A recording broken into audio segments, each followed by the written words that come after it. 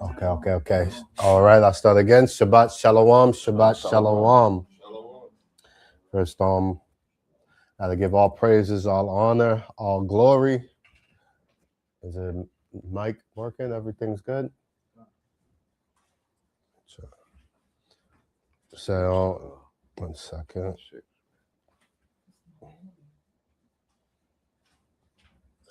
Yep, we're good. 1 second. All right. Give all praises, all honor, all glory to the Most High, Yahweh. We do so in the name of His only begotten Son, Hamashiach Yahweh Shah. Right? We gotta give thanks. We made it through another week in Babylon. It means a week closer to our salvation, to the redemption of Israel. Right? So, the topic of this week's lesson is why the New Testament. Right?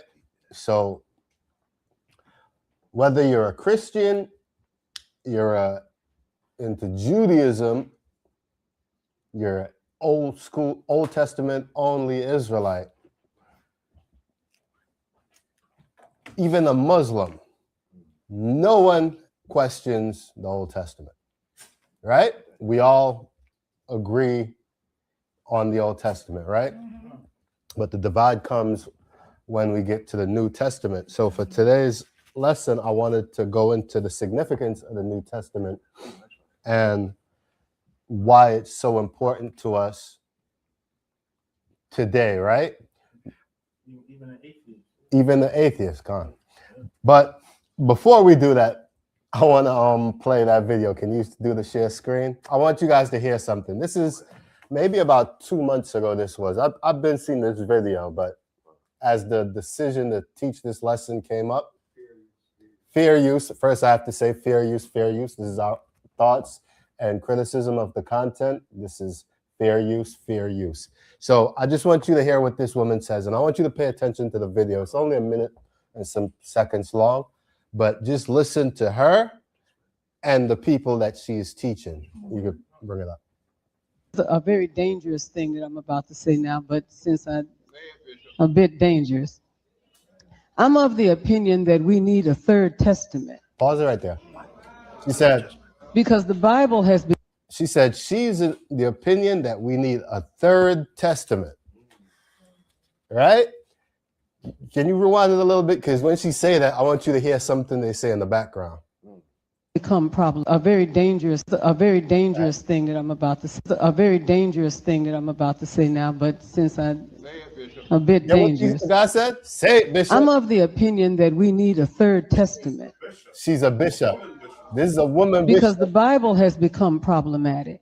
She said, pause it right there. She says the Bible has become problematic.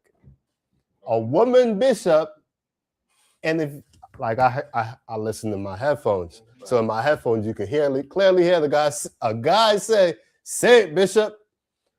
A woman bishop teaching men. The man says, say it, Bishop. And then she fixed her mouth to say, the Bible has become problematic. You continue. Hit that. Obey your masters as you do the Lord. It's a text. Let the women keep silent in the churches. And if they have any questions, let them ask their husbands at home. Now, I'm a believer. My whole heart, I trust God with my whole heart.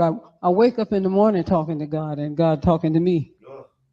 But I am completely frustrated with the ways in which the text speaks to the kind of vitriolic God that makes those kinds of things. And people will say, well, it's in the book. And I said, then we need to pour that page out. Then we need, this is a bishop. They say, well, you can't do it. It's the word of God. I said, no, it's words about God. Come on now. But is it the word of God? No, it is not the word of God.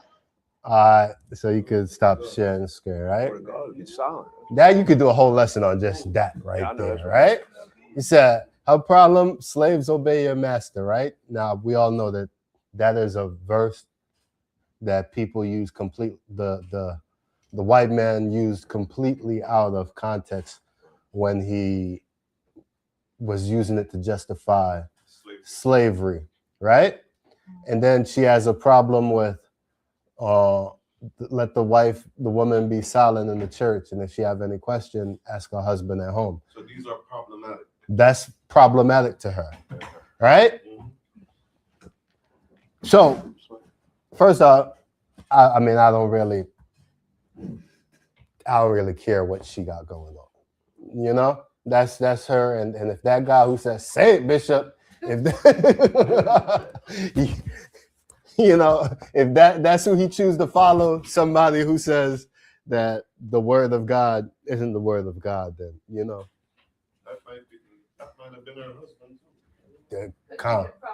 Imagine exactly. Imagine her husband has to go to her for a spiritual counsel. You know, it doesn't make any sense, right?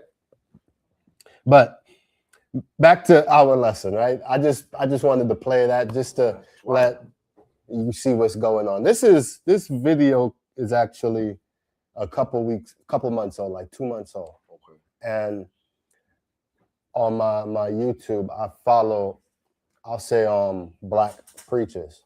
I follow a bunch of black preachers just to see what they're teaching the flock, you know. You know, Jeremiah 23 says that woe to the pastors, you know, who led his flock astray. So I kind of just want to pay attention to what they're saying.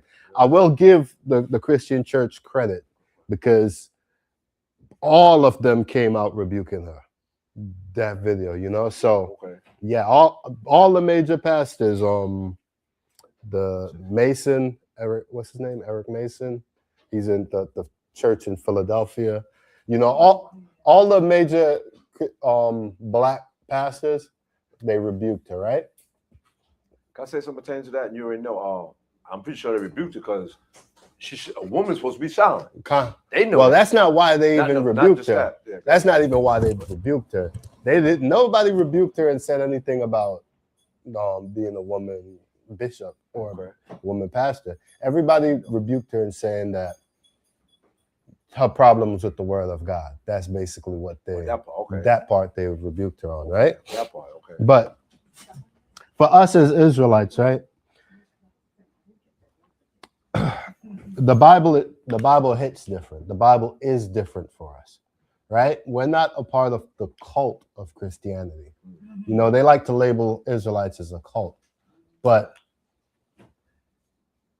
what they do is cult. What we do is what the Bible say, right? So for us, it's different. So why is the New Testament important for us, right? I want to ask you guys first. I want to put it to the floor. Why is the New Testament important? Anybody?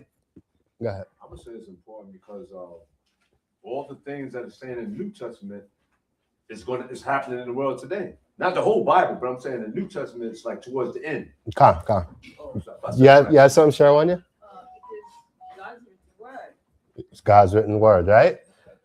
It repeats what was said in the Old Testament, but we under the grace and mercy of the Most High. All praises. You got something? Yahweh Shai said he didn't come to do away with the law, but to fulfill it.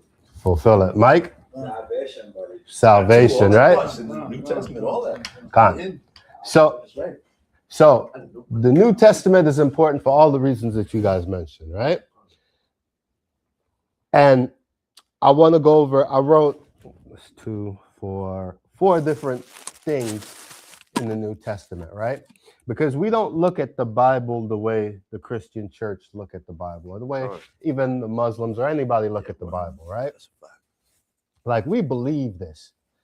We all believe that there was a man about 4,000 years ago named Moses walking the earth, right? We all believe that a little bit before that, there was a man named Jacob who had 12 sons, right? We believe these things, right?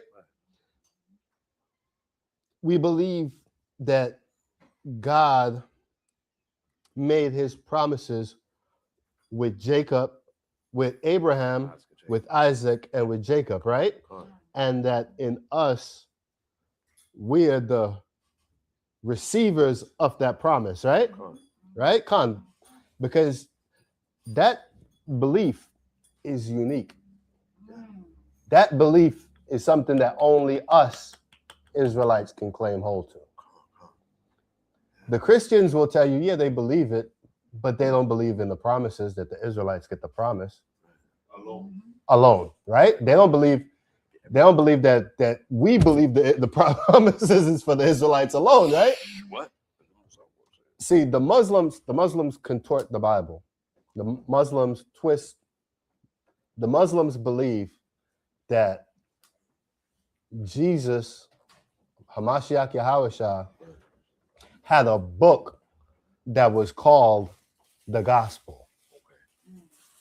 Right? That's what the Muslims believe. They believe that Hamashiach Yahushua, they call it the Injil. They believe he had a book, that the Most High gave Christ a book called the Gospel. They're lost in the sauce. They don't understand what the Gospel is. Right? They don't know that Yahushua didn't need a book walking around, because he was the word of God. What Christ said was what God said. Christ didn't need a book, right? So this belief that we have pertaining to the Old Testament is unique among the Israelites, right? But one of the first things in the importance of the New Testament is confirmation of Old Testament prophecies, right?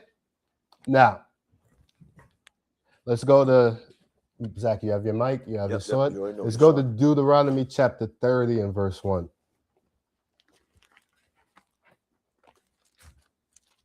Right? Because the New Testament, like I said, about 2,000 years ago, Christ walked the earth.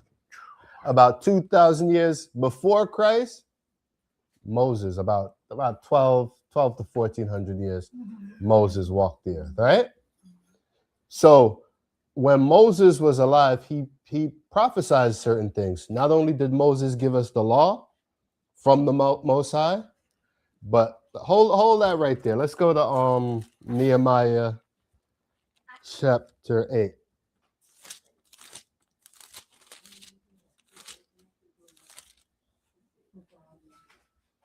In verse 1. I want to just show you something, right? Because we want to be able to show what it is that we believe, right? Let's go to Nehemiah chapter 8, verse 1. We'll go back to Deuteronomy 30. But so Moses, not only did he give the law, Moses also prophesied things, right? You have it? You have it, Zach? Not yet. Keep passing it. You don't have your glasses? Yeah, you already know, yeah. Oh man, I'm wasting too much time, man. Joella. We have the book of Nehemiah, chapter 8, verse 1. 1. Mm-hmm. And all the people gathered themselves together as one man into the street that was before the water gate. And they spake unto Ezra, the scribe, to bring the book of the law of Moses, which the Lord Most High had commanded to Israel. So you see, in this it calls the law of Moses, right? Now jump down to verse 8.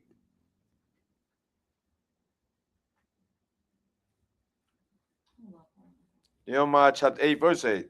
So they read in the book, in the law of God Most High distinctly, and gave the sense and caused them to understand the reading. So you see, in verse 1, they call it the law of Moses, but in verse 8, the law of God. It's interchangeable. It's one and the same thing. The law of Moses is the law of God, right? Moses didn't make this up. He got this from the Most High God, right? But Moses didn't just give the law. Moses also was a prophet. Let's go back to Deuteronomy 30 and verse 1.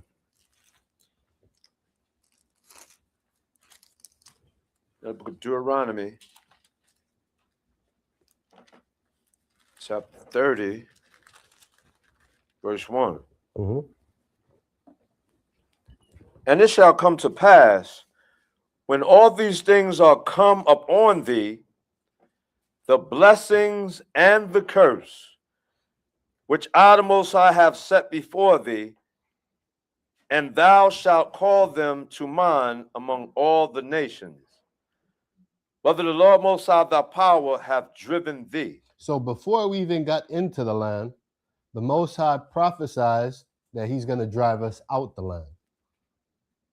Because Moses didn't make it into the land, right? But this is Moses prophesizing this to the people. So Moses is telling them the Most High is going to kick y'all out the land. Before we even got into the land, it was prophesied we'll be kicked out of the land.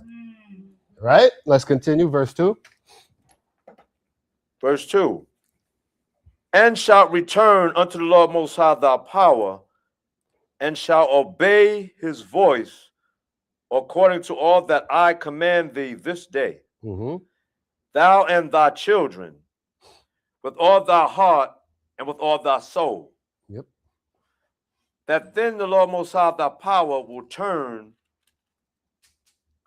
thy captivity and have compassion upon thee, and will return and gather thee from all the nations, whether the Lord Most High thy power hath scattered thee. So again, before we made it into the land, it was prophesied we'll be kicked out of the land and brought back into the land. Go ahead.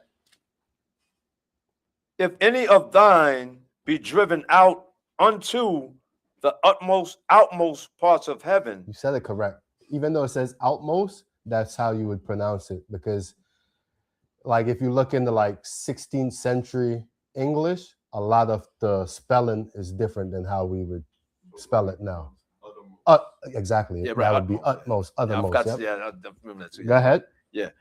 If any of thine be driven out unto the utmost parts of heaven, from thence will the Lord Most High thy power gather thee, and from thence will he fetch thee. And the Lord Most High thy power will bring thee into the land which thy fathers possessed, and thou shalt possess it, and he will do thee good and multiply thee above thy fathers. Right, so this is a promise. Go ahead.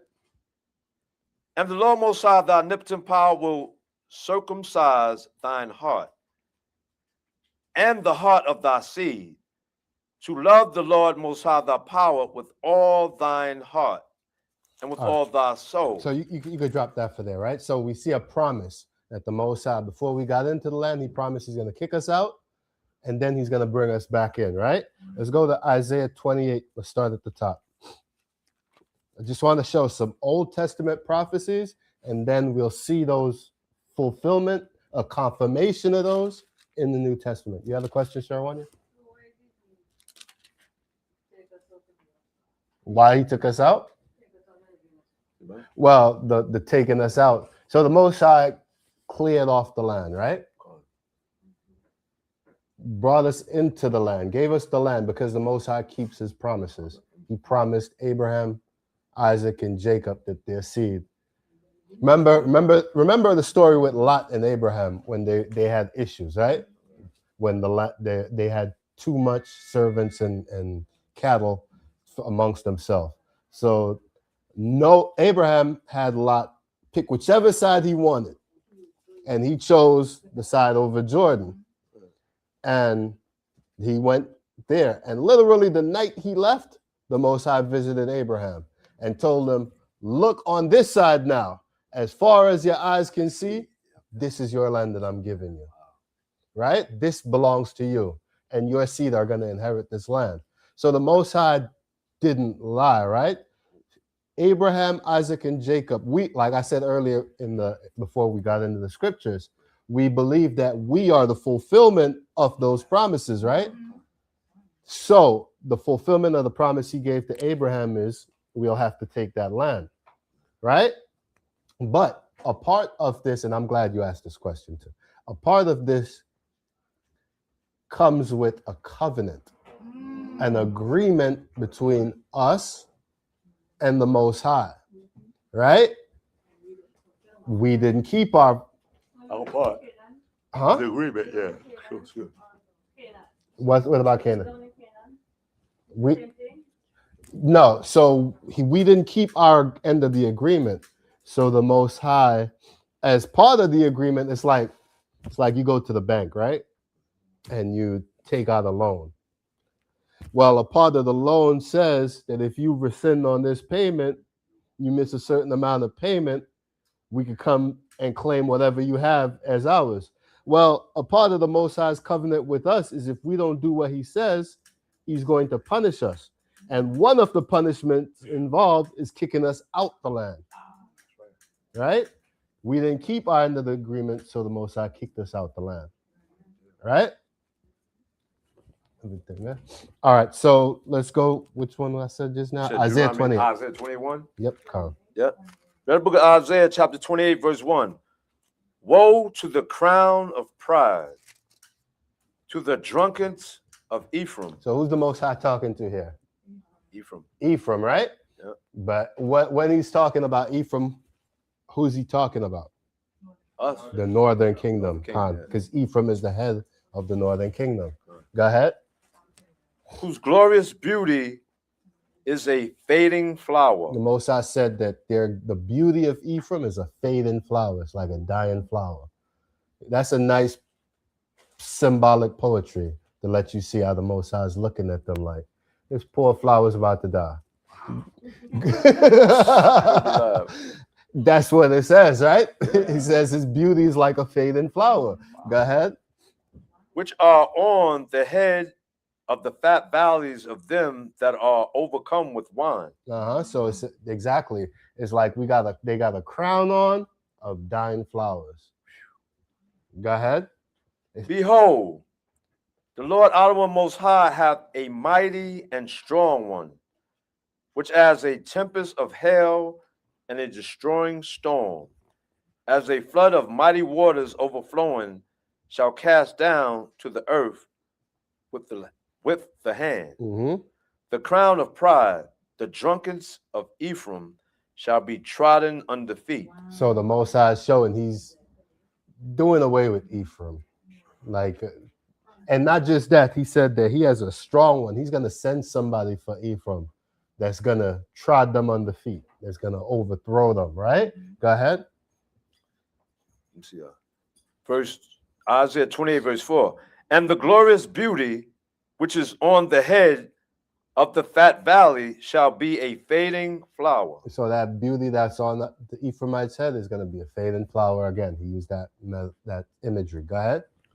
And as the hasty fruit before the summer, which when he that looketh upon it see it, Mm-hmm.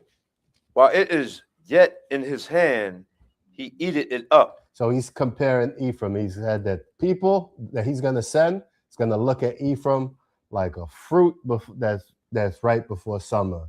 You don't stand a chance. You're just going to eat that up. That's not even going in the basket for saving for later. We just going to eat it up right now. Go ahead. In that day shall the Lord Most High of hosts be for a crown of glory and for a diadem of beauty Mm-hmm. unto the residue of his people, Mm-hmm.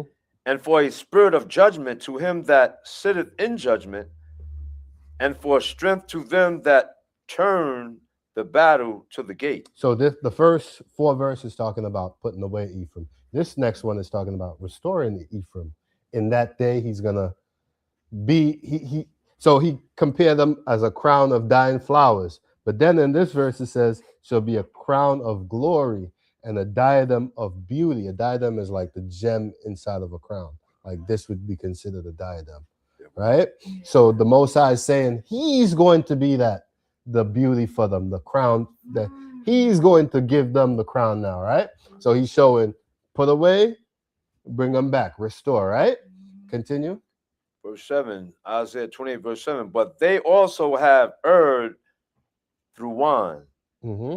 and through strong drink are out of the way. So now, who is this he's talking about? He says, so he already talked about Ephraim. He says, but they also have erred through wine and through strong drink are out of the way. Go ahead. Let's this verse on. I gotta look for one. The priest and the prophet have erred through strong drink. They are swallowed up of wine. They are out of the way through strong drink. They err in vision. All right. So who is he talking about? This is Southern Kingdom now. So which one is good? Hold this right here. Let's get. I want to read this verse and then we'll go there. Right? It says, but they also have erred through wine and through strong drink are out of the way. The priest and the prophets. Hold that right there. Let's go to Romans chapter 3, verse 1. The book of Romans.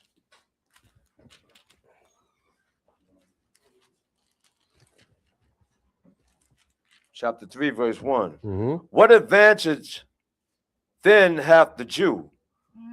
Or what profit is there of circumcision?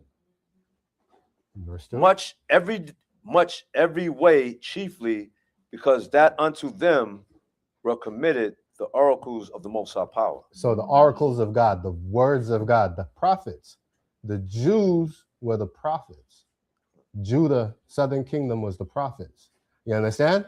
So let's go back to Isaiah 28. Which verse was that? Verse 8. Verse Verse 8, right? Yeah. So read it again. 28, verse 8. Mm-hmm. For all tables are full of vomit. No, verse 7. Start at 7 again. Start 7 again, yeah. Isaiah 28, verse 7. But they also have erred through wine, and through strong drink are out of the way. The priest and the prophet have We all know who erred. the priest is, right? What tribe is the priest? So Levi's southern kingdom, right? The priest and the prophet, Levi and Judah. This is who he's talking about. The priest and the prophet. Go ahead. Yeah. The priest and the prophet have erred through strong drink. They are swallowed up of wine. They are out of the way through strong drink. They erred in vision. They stumbled in judgment. So he's chastising the whole nation in Isaiah 28. The whole nation, because we had already separated by the time of Isaiah, right? Isaiah actually prophesied the destruction of Ephraim, but he said he was going to keep Judah. But Judah looks down on Ephraim now, but the Most High is rebuking them also. Y'all also err from strong drink, right? Go ahead, verse 8. Isaiah 28, verse 8. Mhm. For all tables are full of vomit and filthiness, so that there is no place clean. Mm-hmm. Whom shall he teach knowledge?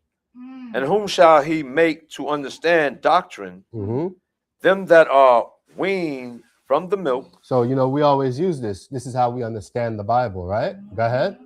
Said, and drawn from the breast. Mm-hmm. For precept must be upon precept, precept upon precept, line upon line, line upon line, here a little and there a little. So that's how we understand the Most High. We can't take one verse and run with it.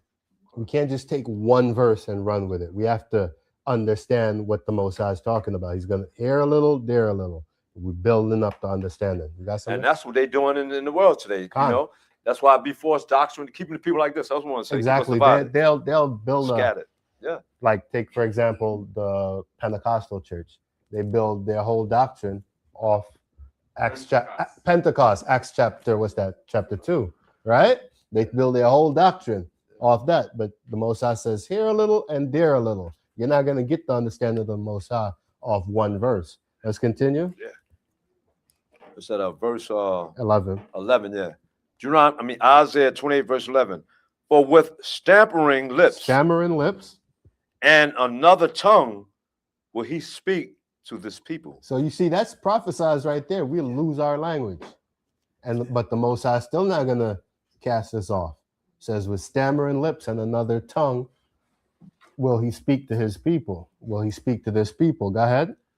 To whom he said, this is the rest wherewith ye may cause the weary to rest. Mm-hmm. And this is the refreshing, yet they would not hear. Mm-hmm. So he says this was the rest.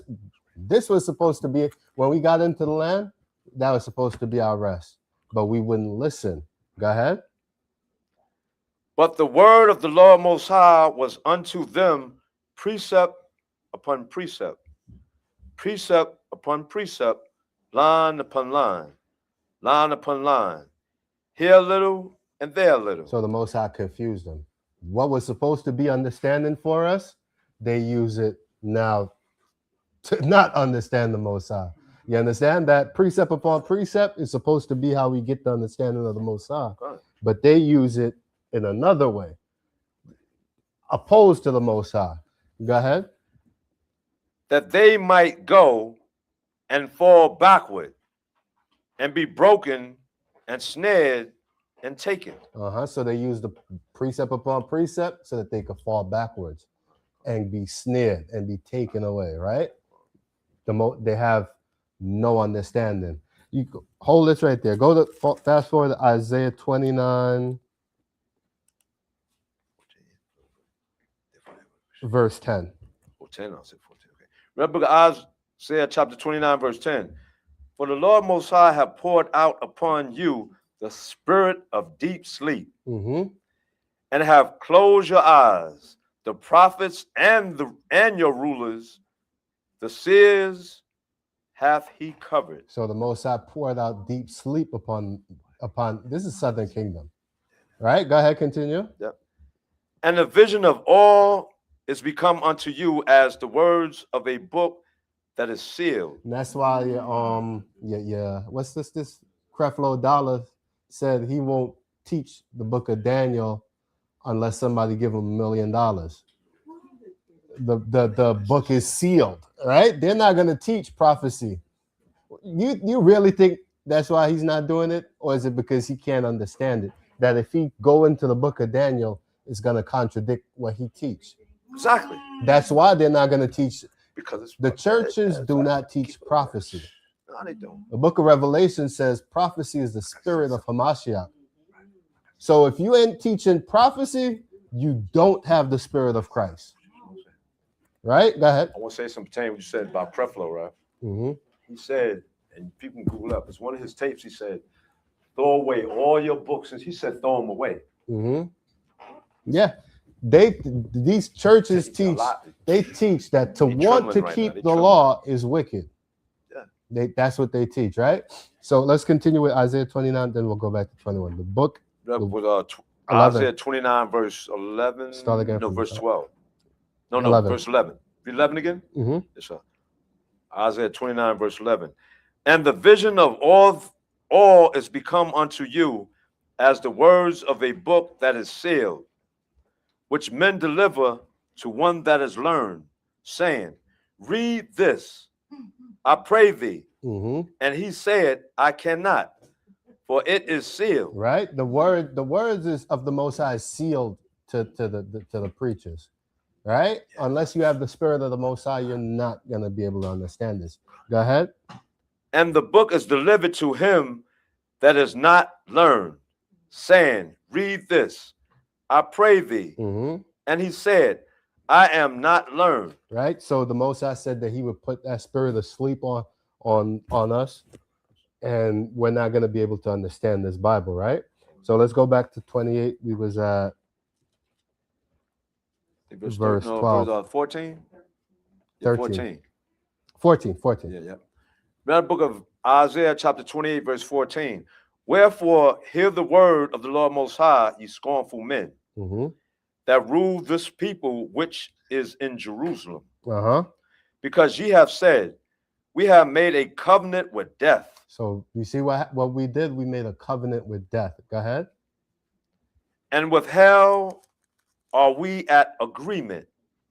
When the overflowing scourge shall pass through, it shall not come unto us, for we have made lies our refuge, and under falsehood have we hid ourselves. You know, this is also going into future of our alliance with the Roman Empire. We actually made an agreement with the Roman Empire. You know why? Because we agreed to help. We invited Rome into Israel to help get rid of the Greeks. We had an allegiance with the Romans. So we had an agreement with hell and with death. And we said, when that destruction comes, it's not going, the Romans, they not going to do nothing to us. Right? And the Romans end up destroying our people, destroying our temple. What was it? The siege of Jerusalem, 70 AD, right? I didn't bring it in. If you look like in the writings of Irenaeus, right? He's from around 140 AD, and he says that they have word that when the siege came, people were eating their children, because this wasn't what they do. Is they cut off access to water, access to merchants, everything, just blocked us in. And this was a 3-year siege. I believe it's from 4-year siege, 66 AD to 70 AD. People were eating their children. It's crazy. People were dying. People was willingly betraying Judah for food. Like in the nights, they talk about people would try to sneak into the Roman barracks so that they could get some food, right? But we had an agreement with them. We thought we were safe. We thought, well, Rome, oh, they are allies, right? But the Most High said we have an agreement with death, and we think, what they say, because we made a covenant with death, and with hell we are in agreement. When the overflowing scourge shall pass through, it shall not come onto us. This is how we thought. Go ahead. This was a repeat of what happened during the Maccabees. Come. That's exactly what happened. Exactly. It's the same thing. They did the same thing. They said, let us make a league With them. Get rid of the Greeks. Come. Especially after Alexander went through and just trampled Everything. Yeah, Khan. And his 4 generals took over and really destroyed. Antiochus, yeah, he's a devil, right? Yeah, something. Yeah, I got a precept for you on Jeremiah 19:9. Bring it up. And I will cause them to eat the flesh of their sons and the flesh of their daughters. And they shall eat every one the flesh of his friend in the siege that straineth, wherewith their enemies and they that seek their lives shall restrain them. You see, you understand that the Most High prophesied this. Right. We thought we was good, right? Let's go. Let's finish this Isaiah verse 16. Yep, read out the book of Isaiah, chapter 28, verse 16. Therefore, thus saith the Lord Most High, thy power, behold, I lay in Zion for a foundation, a stone, a tried stone, a precious cornerstone, a sure foundation. He that believeth shall not make haste. Now, who's this talking about? Hamashiach Yahushua, right? And that was the test for the southern kingdom, right? Because he said in the first couple of verses, Ephraim, they done. It's now our judgment time. We already knew he had put Ephraim away already, but now it's our judgment time. And our judgment was Hamashiach Yahushua, how we dealt with him, right? The Most High said, I lay in Zion. Zion is Jerusalem. He lay in Jerusalem. So anybody that tell you that they're OT only, right? And this is a confounding question to them. If you don't believe that Hamashiach Yahushua is the Messiah, when is Isaiah 28:16 going to happen? Does that mean we'll have to go back into the land, and then he's going to put the Messiah into the land with us, and then he's going to kick us out again? It doesn't make sense. That it could only mean Yahushua was who that was. All right? Let's continue. Verse 17. Isaiah 28, verse 17. Judgment also will I lay to the line, and righteousness to the plummet. So all this is saying is judgment to the line and righteousness to the plummet. This is old school measuring things. So he's going to measure us by Hamashiach Yahushua. Go ahead. And the hail shall sweep away the refuse of lies, and the water shall overflow the hiding place. Go ahead. And your covenant with death shall be dissolved, Go ahead. and your agreement with hell shall not stand. When the overflowing scourge shall pass through, then ye shall be trodden down by it.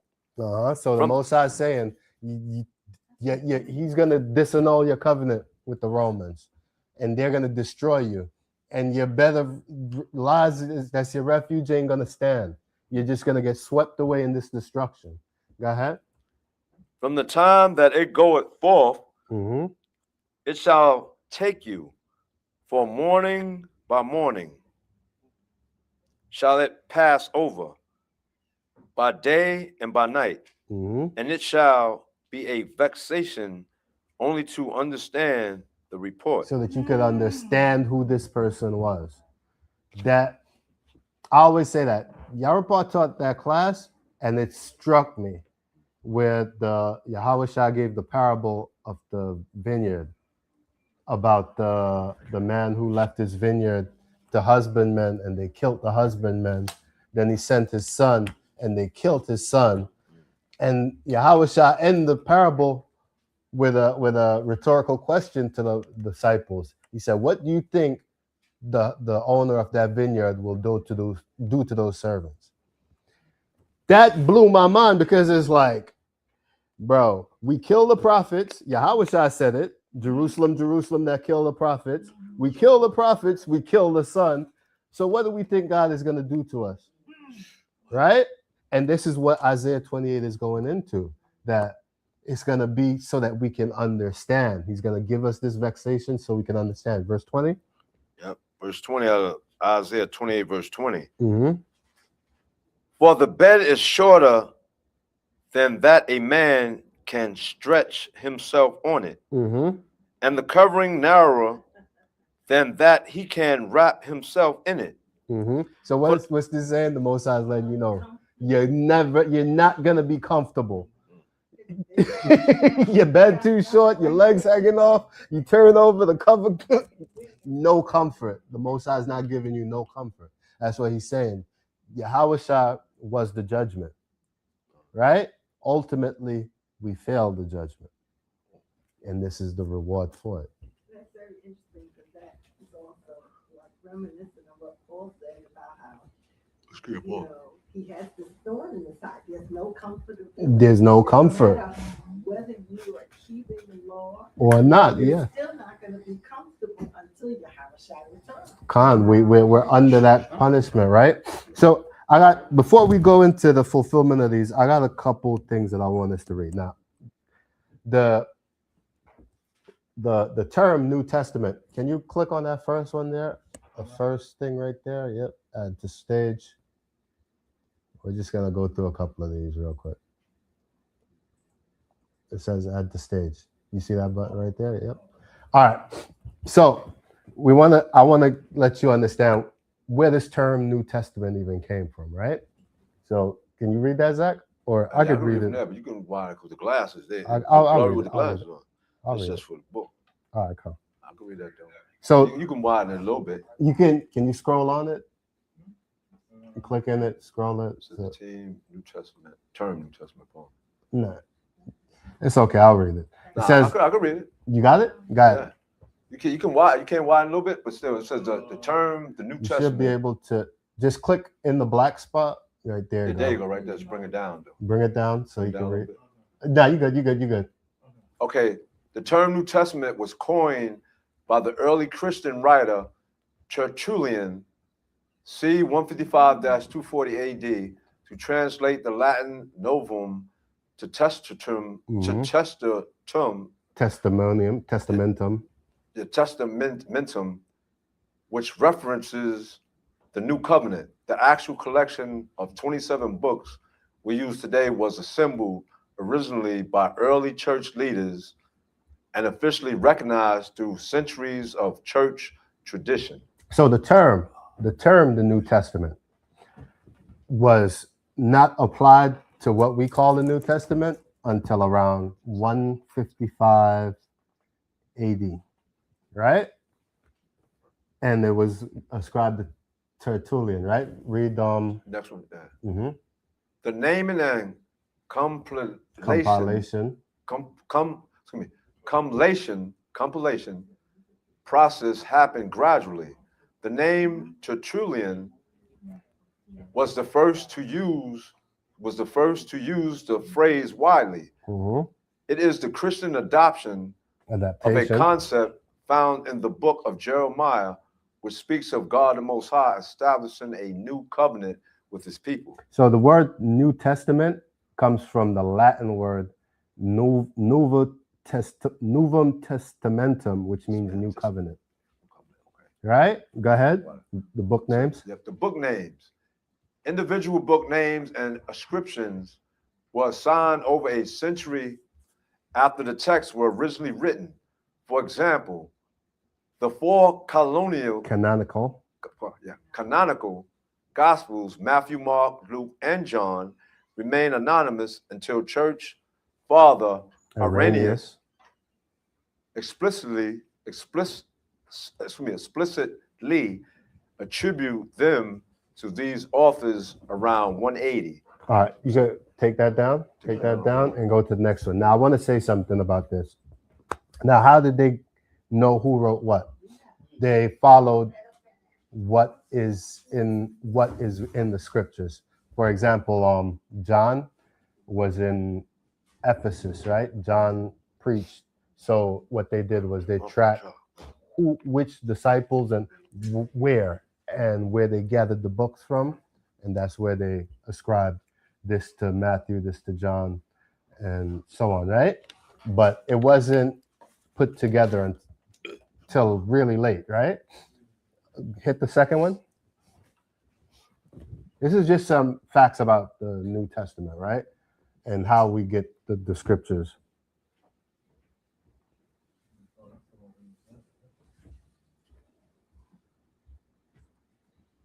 Read it. I was already. Not you. That was the old other one. Yeah. So you have to hit remove for that first one.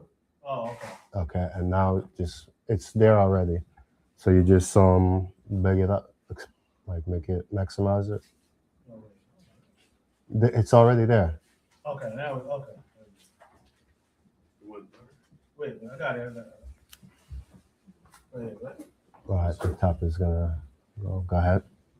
Go ahead. Go on. Yeah. You good? Yeah. The New Testament is the foundational second part of the Christian Bible, containing 27 originally 27 books. Yeah, containing 27 books originally written in Koine Greek.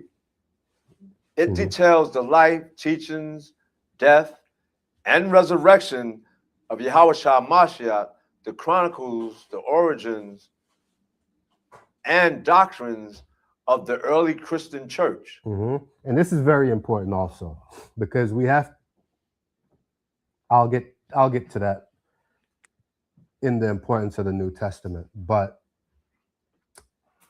we need the New Testament for that reason, main reason, because like I said earlier, we look at the scriptures completely different than other people, right? I said we believe Abraham, Isaac, and Jacob, these are real people. Moses, real people. Well, the Old Testament is not just accounts of real people, it's history of the Israelites. Something significant happened that made the New Testament have to be written. Can anybody guess what that is? Something significant happened that made the New Testament have to be written, have to be documented. The resurrection and the promise. The resurrection is part of it, but the what?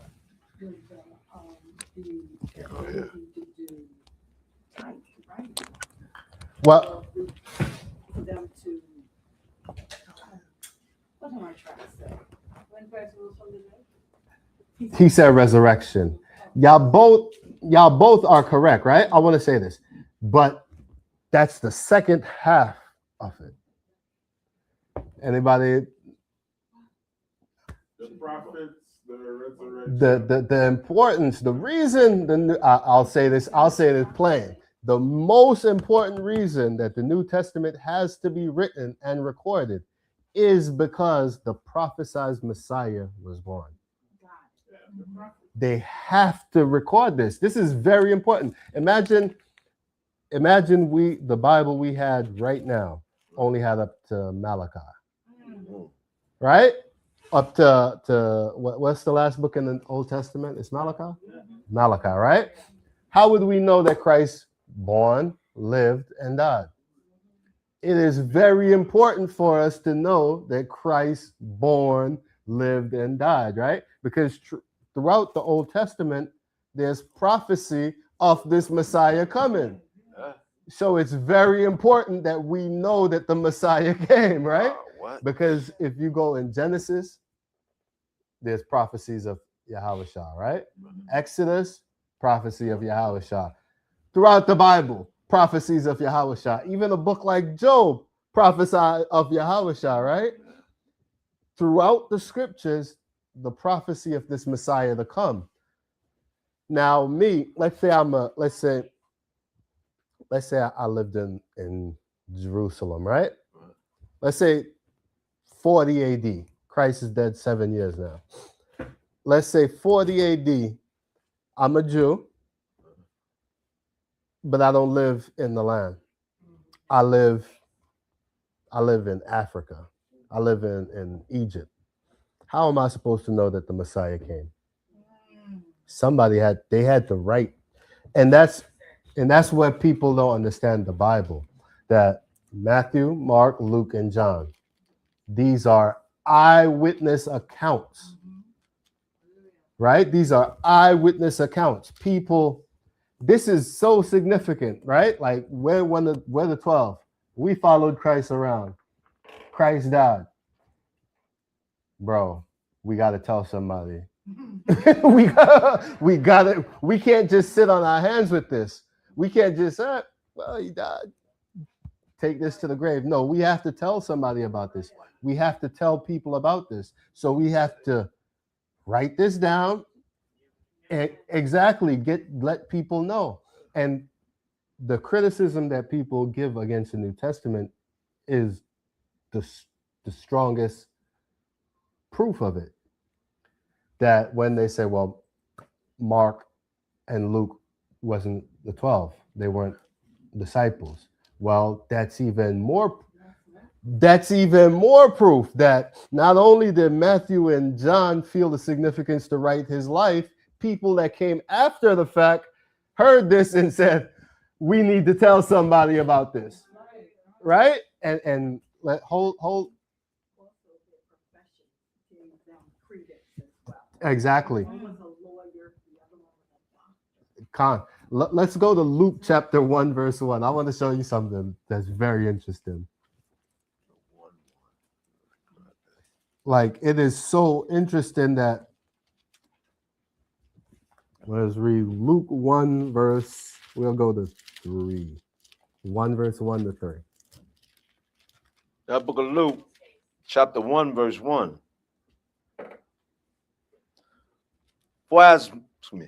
For as many have taken in hand to set forth in order a declaration of those things which are most surely believed among us. You see how Luke starts this? He said, and he says many people have decided to write about Christ. So just from the Bible, we know that a lot of people chose to write about Christ, not just what's in here. Right? Go ahead. Even as they delivered them unto us, which from the beginning were eyewitnesses. So the people that gave Mark and Luke these documents were eyewitnesses. Go ahead. And ministers of the word. Go ahead. I will say something right quick. Eyewitness news. They got all that stuff from the Bible, you know, right? Eyewitness, but maybe not. You know, it's just, they ain't gonna tell us everything now.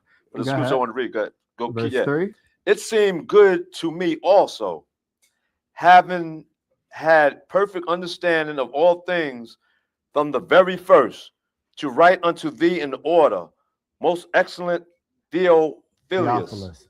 Right? Yeah, so Theophilus. I'll tell you some.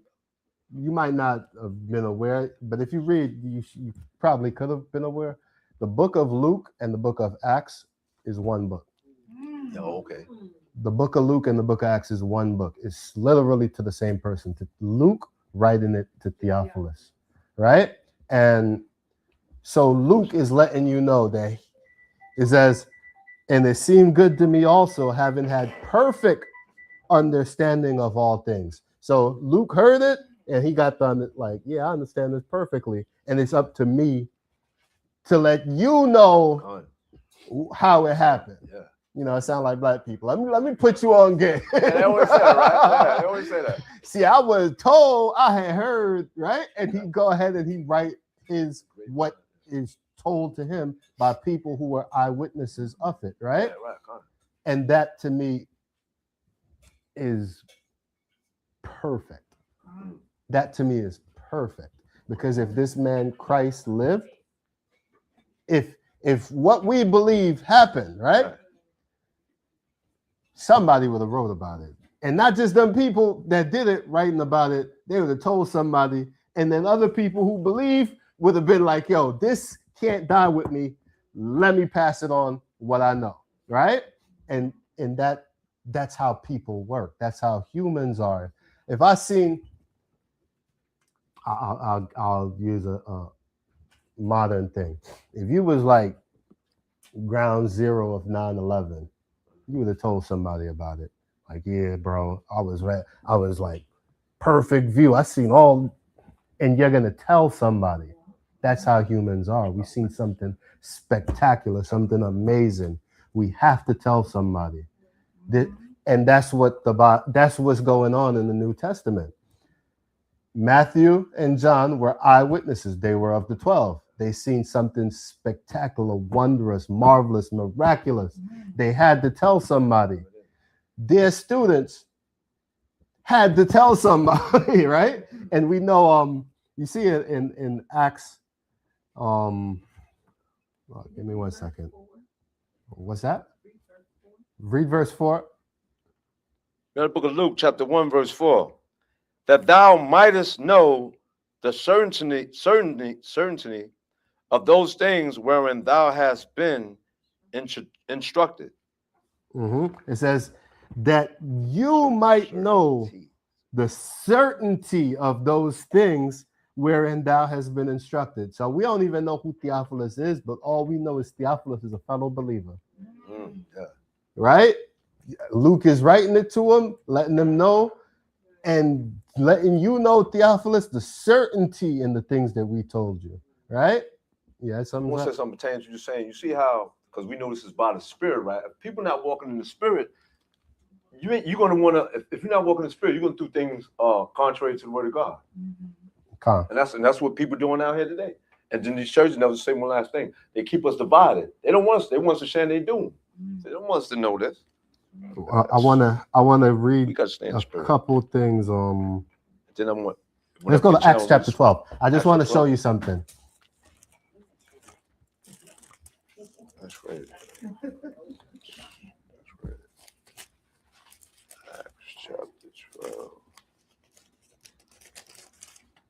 Acts chapter 12. Let's go to 12. Acts 12. You know the book of Acts chapter 12, verse 12. Start at 11. Acts chapter 12, verse 11. And when Peter was come to himself, he said, now I know of a surety that the Lord Most High has sent his angel and have delivered me out of the hand of Herod and from all the expectation of the people of the Jews. And when he had considered the thing, he came to the house of Mary, the mother of John, whose surname was Mark, where many were gathered together praying.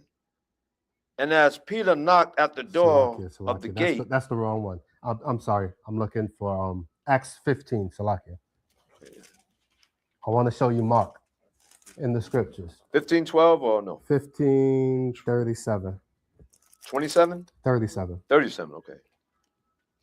In the book of Acts chapter 15, verse 37. This is also the same person also. Go ahead. Okay. And Barnabas determined to take with them John, who Start 36. In the book of Acts 15, verse 36. And some days after Paul said unto Barnabas, let us go again and visit our brethren in every city where we have preached the word of the Lord Most High, and see how they do. Mm-hmm. And Barnabas determined to take with them John, whose surname was Mark. Right? It's John, whose surname was Mark. Go ahead. But Paul, though Because not remember, good, Salaki, in Acts chapter 12, it mentions John, the son of Mary, whose surname was Mark, that he was with Peter, right? This is who Mark is. The Matthew, Mark, Luke, John. This is who it is. Go ahead. but Verse, Paul thought not good to take him with them, who departed from them from Pamphylia, and went not with them to the work. so Paul and Barnabas wanted to go back.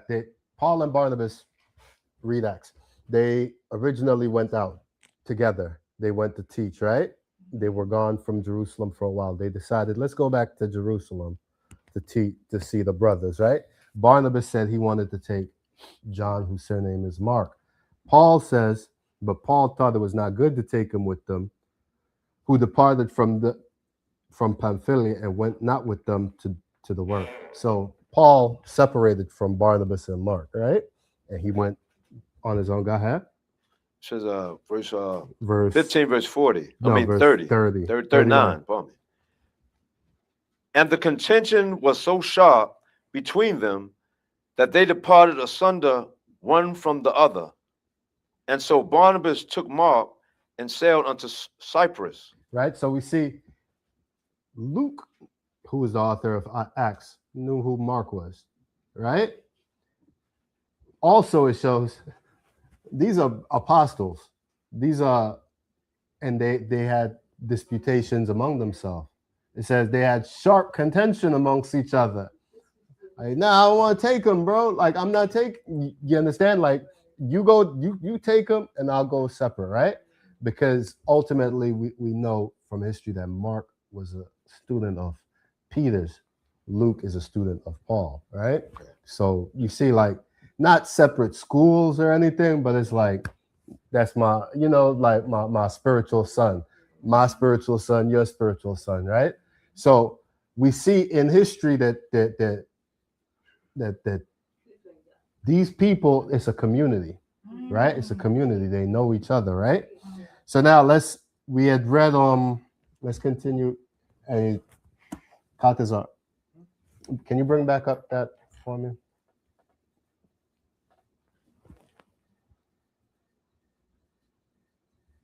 Now go back to the last one. This one? Mm-hmm.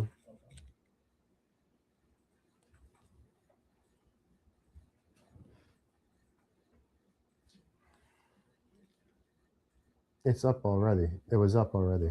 You just had to click into the screen so that you can blow it up. Mm-hmm. All right, you had finished. Oh, he went to the other one. Let's just keep going. The Acts of the Apostle. Go ahead. Now start from Mark. You see Mark? Can you read Mark up there? Yeah. Mark attributed to a companion of the Apostle Peter. Mm-hmm. Luke is a historical narrative written by a physician and associate of the Apostle Paul. Mm-hmm. The Acts of Apostles, serving as a sequel to the Gospel of Luke, Acts, details the history of the early church immediately following Yahushua's resurrection and ascension, documenting how the Christian message spread from Jerusalem across the Mediterranean world. So this is going into the different parts of the New Testament. You had the Gospel, Matthew, Mark, Luke, and John. Acts of the Apostle, the epistles. Go ahead. The epistle letters, 21 instructional and theological letters written by early church leaders such as Paul, Peter, James, and John. 13 of these are attributed to Paul, Mm-hmm. written to guide, correct, and encourage early Christians. All right, we can bring up the last one.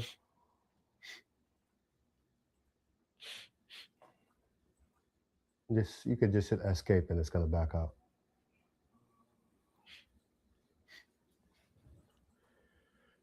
No, hit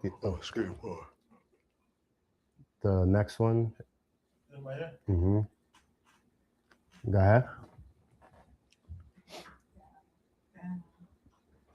Remember the bottom button there. Yep.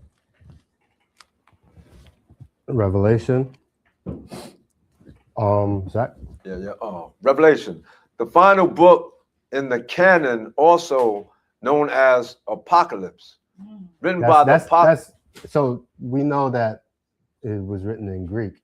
Well, Revelation is a title that they put on it later. The original title was Apocalypse.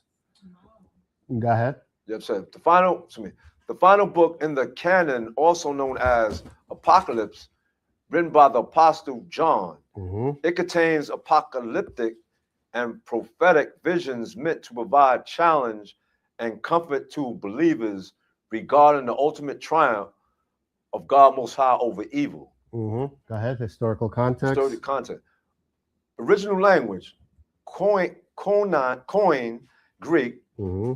the common language of the Roman Empire during the 1st century.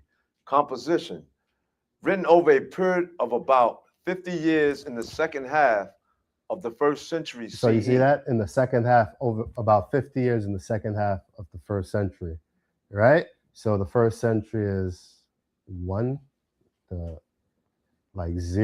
to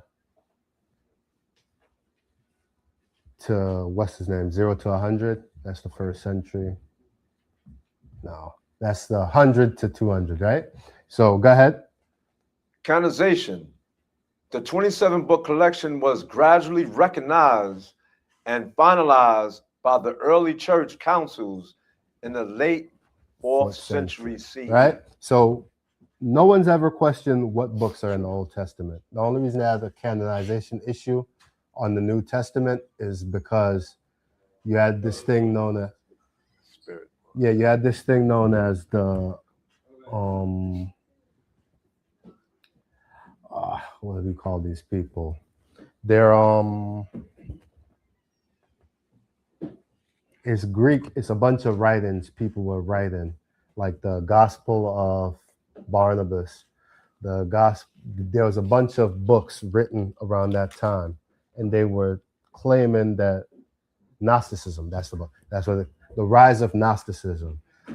That's the reason they had to canonize what books are in the New Testament, because there was a bunch of people writing books and claiming that they were written by the 12.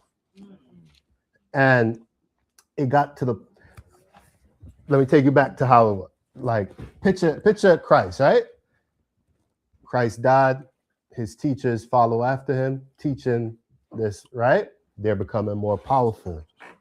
This is underground. It's not legal, right? You have to understand, early Christianity was illegal. People were getting killed for it, but it was popular. Like all black things, underground. It's like us, exactly. Whatever we do is trendy, is popular, right? While being subjugated to another people. And so what ended up happening is the government, and then not necessarily the government, I'm not going to put it all on the government, but people were wanting to get their influence within this growing thing.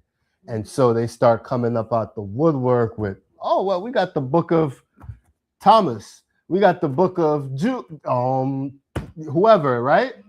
And so it was so widespread that they had to decide, like, yo, which ones can we validate was written by the apostles? And that's why you see more emphasis on Paul's letters, because Paul was more closer to the point, right? Go ahead. But even so, one of the things that I've learned too is that when you talk about in the Apocrypha, they don't want to use that because they're saying that too is not canon. That's a new thing. Mm-hmm. That, like I said earlier, no one in the history until around the 16th, 17th century has ever questioned the Apocrypha. That is a new thing in the earth, right? This is only, and mind you, what's this guy's name? Martin Luther. Martin Luther, right? In the Bible that Martin Luther grew up reading had the Apocrypha. His problem with the Bible is he says that it's not inspired by God because there's no thus saith the Most High in it, which is true. None of the apocryphal books have that express saying, thus saith the Most High, but it doesn't need it. It doesn't need it. For example, right? This is where Isaiah 28, 9 and 10. Exactly. Take the book of Kings, book of Chronicles. Those are historical accounts. It doesn't need it. Because, and when you look at the Bible, and it brings a very interesting question to mind for people. When you look at the Bible, do you just look at this as a religious book? Or do you look at it as a history of a people, including their God and what their God's views and instructions are? And that's how I look at it. It's more than just the word of God.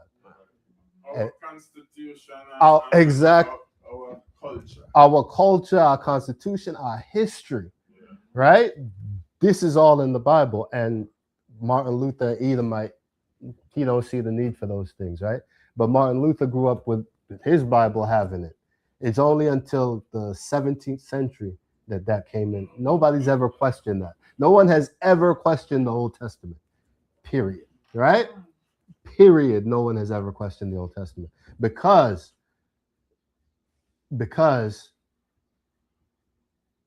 we had control of the books the whole time. You understand? That's why no one can question the Old Testament. We had the stewardship of our book. We get to say what's in the book and what's not, right? The New Testament is where people get questioned on what's in it and what's not. And that's because of the rise of people just wanting a piece of this, and they want to put their spin on our history and on our culture, right? And we can't validate who wrote this, so they just did away with them, right? So now let's go back to this. Let's go to Luke 21 verse 5. Book of Luke, Chapter chapter 21, verse 5. So we said that the New Testament is a confirmation of Old Testament prophecies, right? So we showed earlier Ephraim being kicked out, prophecy of Judah being kicked out, right? We showed Moses prophesizing that before we got in the land, that at some point we'll be kicked out of the land, right? So let's go to Luke 21, verse 5. The book of Luke, chapter 21, verse 5. And some spake to the temple. And as some spake of the temple, how it was adorned with goodly stones and gifts, he said, as for these things which ye behold, the days will come, in the which there shall not be left one stone upon another, that shall not be thrown down. So Yahushua in his time confirmed the destruction of the temple was prophesied, right? Go ahead. Verse 7, Luke 21, verse 7. And they asked him, saying, Master, but when shall these things be? And what sign will be there? And what sign will there be when these things shall come to pass? And he said, take heed that ye be not deceived. For many shall come in my name, saying, I am Christ of Mashiach. And the time draweth near. Go ye not therefore after them. Mind you, in the story of the execution, right? What was the of Hamashiach's death, right? He had what was the name of the prisoner that That was one Solomon, one of them that was Solomon tomorrow. no, the prisoner that they released, Barabbas. You know what Barabbas means? What Barabbas mean? Son of God. Okay. Exactly. Son of Abba, yeah, son of the Father, right? So when Christ said that there'll be many Christs, right? Right, yeah. We have to understand that during that time, there was a lot of people claiming to be the Messiah. There was a lot of people claiming to be the Messiah. In fact, the book of Romans, chapter 13, when Paul is saying about the leaders, following the leaders, it's because of that people were following people who was revolting, who was claiming to be the Son of God, right? They were claiming to be Christ. We know the Son of God is Christ, right? So Barabbas is the Son of God. He was supposed to be a Christ also, right? But let's continue. Luke 21, verse 9. Mm-hmm. But when ye shall hear of wars and commotions, be not terrified. For these things must first come to pass, but the end is not by and by. Mm-hmm. Then said he unto them, Nation shall rise against nation, and kingdom against kingdom. Mm-hmm. And great earthquakes shall be in divers places, Mm-hmm. and famines, and pestilence, and fearful sights, and great signs shall be from heaven. So just because somebody said that they're Christ, if they don't come with all of this, pay them no mind, right? Somebody, right? I've said this before I, Yawasop, have witnessed a debate between two people claiming to be Christ. Yes, yes, it's true. On Clubhouse, I've listened to two people who claim to be Christ debate each other. It's madness, right? You don't pay it no mind, right? Don't pay it no mind. Do you come with the earthquakes, the pestilence, the darkening of the sun, all of that? Don't pay it no mind. I did it for entertainment purposes. You know, I'm like, let me just listen. Go ahead. Now I'm gonna say as you say. No, not you. 1 second. Yeah, but you know, in all fairness, Mhm. Good. what happened is every individual must study the word so they know what to look for and what to X out of the picture, because the scripture said all eyes shall behold him when he come back. Oh, exactly. The same way he went up, that's the The same way. coming down. And you make the excellent point, right? Because one of those individuals has a big following. He has a big following online. Judah, exactly. He has approached many camps already, trying to get them to follow him. Oh, who said that again? You said His name is Judah. He's approached camps. He's approached many camps. I've seen him approach Sakari, Sons of Thunder, Watchmen for Israel. He's in Atlanta. But from time to time he travel, and he'll come out and approach a camp. And yes. Yes, this is true. I haven't heard from him recently. He's kind of went quiet, but about 2 years ago, he was making a whole lot of commotion. He's been in front of ISUPK in New York too. You got something, Mike? Yeah, he stopped by everybody. Yeah. He was trying to get followers out of the camps, basically. But he has a following, right? He has a following. If he have a following, it must be some people who don't read the scriptures. Thank you. In fact, one of his main thing is don't read the scriptures. That's his point. He's the word of God. He said, if I'm the word of God, why you need the book for? Yeah. That's great. At least the group, what was in the 90s, they were more. You remember they Yahweh. Yahweh. Yeah. The So white Yeah, so Yahweh ben Yahweh, he's I all was down he's there a with him, I famous already one, know. right? Yeah. Back in the 80s. Exactly. I saw him. I saw him. You were more close to The- the scriptures. Exactly. But the thing is like, does he fit the prophecies, you know? And none of these people who claim to be Christ, they all come with an angle, right? Hamashiach gave us the blueprint. He gave us what to look for. And none of them claiming to be Christ can ever fit what Christ said to look for, right?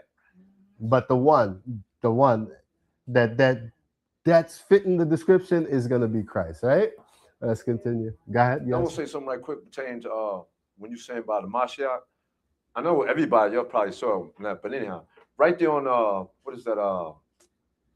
Pennsylvania. You know, like with a Jackie Robinson, you know what that's right there. Yeah, yeah. You know, remember I was saying about that that billboard? Yeah, it said- they spell it different. Yeah, it's about Mashiach. It said Mashiach. Yeah, So yeah. we know when the Savior come back on this earth, he chopping off heads. So how can the Messiah be here? Yeah, and you see the Killing. Yeah, the with an M. so-called Jewish people, With the- every we 2 months know, you'll see with them an A. pop up a new Messiah, M-O, right? Mashiach. And it's got so crazy. I've seen Muslims get in on this. I want to show you guys a picture real quick.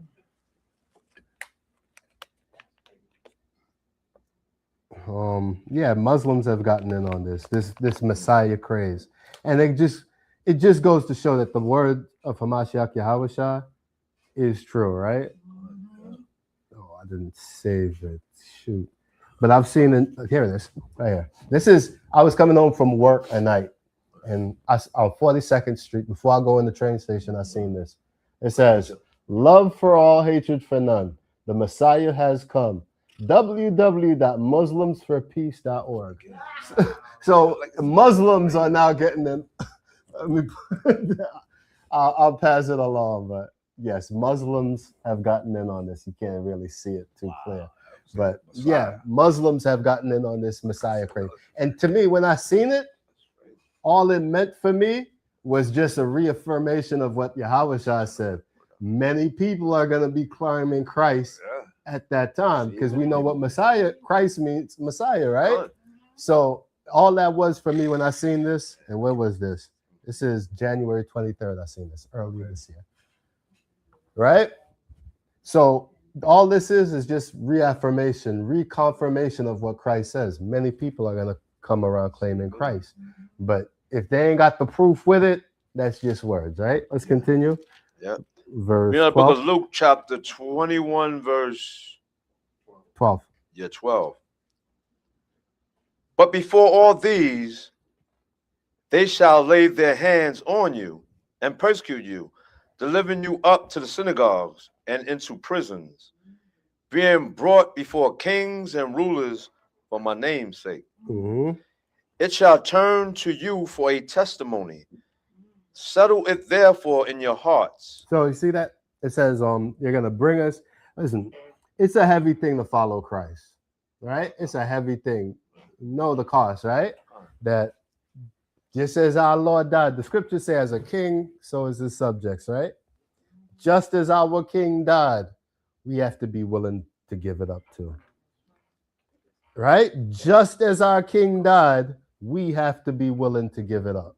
Right? So bear the cost, right? Bear in mind the cost, right? That somebody might say, "Hey, that's that brother. I seen him at the house of David. Let's get him." And they're gonna bring you in front of people and testify. Do you know they're in the process of trying to get the New Testament banned as anti-Semitic? Yep, because the New Testament says that the Jews gave up Christ. I mean, we did, not they, but we did, not they. But they say because the New Testament says that can be perceived as anti-Semitic and spread to Jewish hate. And so they're trying to get the new. So all of these things, you see how it comes together, right? how we're going to be questioned for his name's sake, right? Because they round up, hey, Katazar, you House of David, y'all are Messianic Hebrew Israelites, right? You believe in Yahushua? You understand? And Revelation says that they'll deliver you again. Revelation says the same thing. And for an hour, right? They'll deliver you to. Go ahead. Read the one in Revelation. Come on, There's let me- something in it that I remember. Come on. I believe it's in Revelations 2. What is it, 2 and 9? No. Let me check it.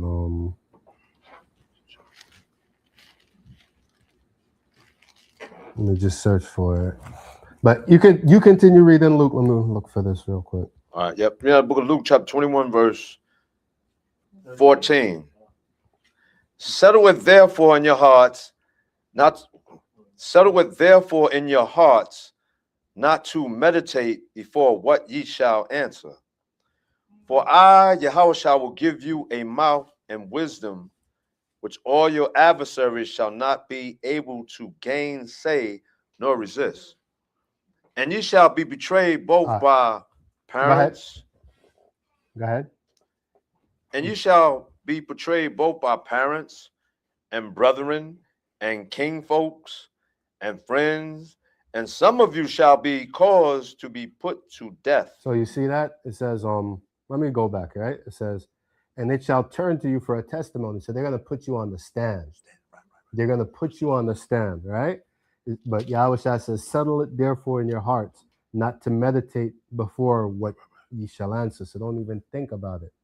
Don't even trip, right? It says, for I will give you a mouth and wisdom, which all your adversaries shall not be able to gainsay nor resist. So that's Yahushua is going to be speaking through you, right? And that too, you see right there? Mm-hmm. That means you got to read the scripture, because the Most High is going to need something to work with too. Yeah, what? Yeah, I know that's right. You're right about Exactly, that. right? It says, and how they going to get you? Your own people are going to be the one that turn you over. Yeah, them Israelites, right? When they start cracking down and having a New Testament is illegal, and right? Your own people gonna give you up. It says, you shall be betrayed both by parents and brethren and kinfolks, your family, Yeah. right? And friends. And some of you shall they cause to be put to death. What? Right? So let's get that in Revelation. It's 17. Revelation 17. Yeah. What's that? Another thing too, some of those friends are the same Israelite brothers. Of course. You heard? Hey, That's right. just the other day, I was at home thinking, and I'm like, I haven't been in the truth for a very long time. I'm coming up on like 8 years right now, right? July is going to make 8 years I've been in the truth, right? And I thought, I know so many brothers when I started that I used to watch that was in the truth, that's not in the truth no more. Imagine somebody like Ben or Rakah who's been doing this 30 years. You know how many, man, those same people that's going to betray you going to be the ones be like, man, I'm glad I got out of that cult years ago. But I know the brother Zechariah, he's still into that. Maybe y'all could go find the whereabouts of Caleb from Zechariah. You understand? This is how it's going to be. Their brothers are going to give you up, right? Like, Yasha Alaba, how many years you been? How much? 30 years, right? How many people you know that's not in the truth anymore? Everybody outside the building. You see outside the door, Outside the building, right? Go ahead. Remember when I always said everybody? Because like I say, when I leave out the door, we always say, I'm looking for any one of y'all. I'm looking for one of y'all. Mm-hmm. But if I'm walking, hey, Brother Zachary, how you doing? I go like this. Say a prayer for me. Nah. I mean, he fell. It says it should be a falling away first, and then shall wax cold. I get what you're saying. He's saying if you see somebody and you yell him Zechariah and he give you that cold look, he said, pray for him because many have fallen away, right? Yeah, 'cause they That's stopped. true, man. Because I think back when I was brand new in the truth. I was super brand new in the truth. I was months probably because I was still living with Nakamia in Queens at the time before I even got my place. And I remember, you know, when you're brand new, you got the zeal, the joy. I had my fringes on, and I was at 179th Street train station in Queens, Jamaica, and I'm going on the train, and I see a brother getting off the train, and he had fringes on, right? And I'm like, I was so excited because it's like I was just watching videos. We wasn't even at House of David yet. Like we was just so. I want to say about the December of the year before I started getting into the truth, right? Like it's a long story, but I started watching Israelite videos, and about April or May, I decided, man, the Most High ain't gonna give me too much more chance. Like I'm watching the videos, I'm faithfully waking up early in the morning, turning the videos on, got it in my headphones, reading the Bible, all that, but I was still being carnal, right? Still in my worldly ways, right? And I took it to Nakami in about April. I'm like, bro, we the Israelites, bro. I'm convinced. I'm somebody that I like to study. I like to look into things, right? So when I heard it, I went and I started looking into it, right? I took it to Nakami. I'm like, bro, we're the Israelites, man. This is us. I'm like, I didn't know my father. I'm the youngest, but my mom and him had separated before I was even born.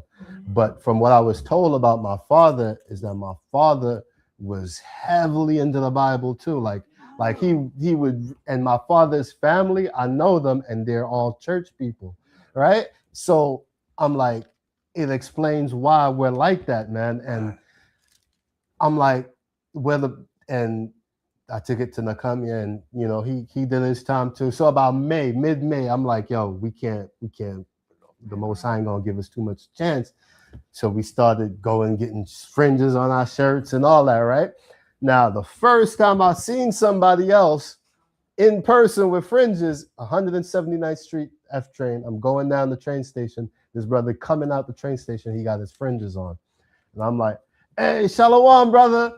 And the brother, I always remember, he looked at me, looked at my fringes, and he said, who you with?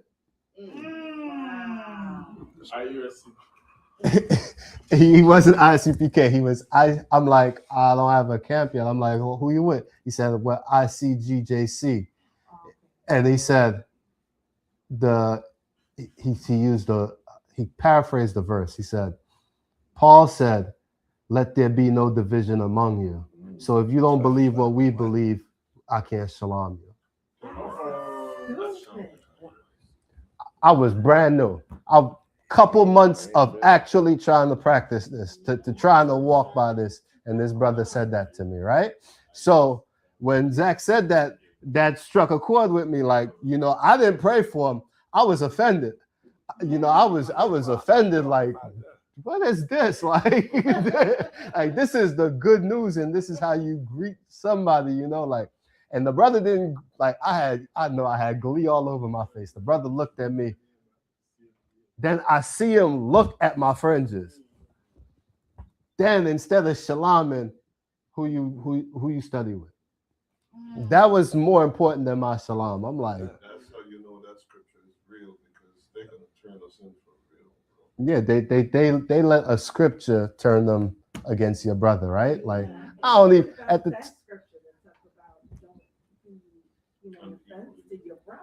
mind you, I didn't at this time. First off, no disrespect to those brothers at ICGJC, but I have never in one time in my life watched any of their videos. I didn't even know who they are, right? So for you to say that is like, one, I don't know you. I don't even, that idea of separation ain't even in my mind. You understand? Like, so we have to understand, like, Israelite Church of God in Jesus Christ. That's the comfy. Come to find out later, their group.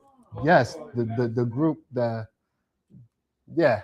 But Yeah, they wear all white, and I've had several instances with them too. They will not return your shalom. If you ever see them in camp, they will. These brothers are militant on not wishing you peace. I've seen them at Nostrand and Fulton. They got the all white on. They're doing their camp. And I walk by, shalom them. Brothers did not even acknowledge me. And I'm like, okay, fool me once, shame on you. Fool me twice, shame on me. I'll keep it pushing from now, you know. Not even going shalom, y'all. But and I won't say add on to that. You see how I've seen several brothers too. You know, if I see, I'm gonna salute you. I don't care who you are, where you at. Yeah. If they say who we with or whatever, and they say like what you just said, well, nah, we ain't with that. I'm gonna say, you know what? It depends on the spirit that you don't really believe in the Most High because we gotta be in one accord. They still in the world. But see, yeah, go ahead.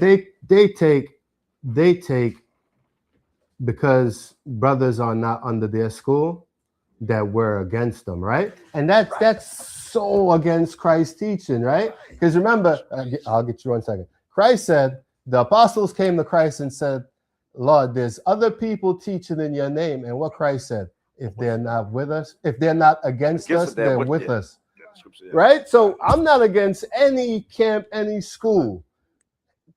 I'm not against any of y'all, man. Teach what y'all teach. Wake up our people.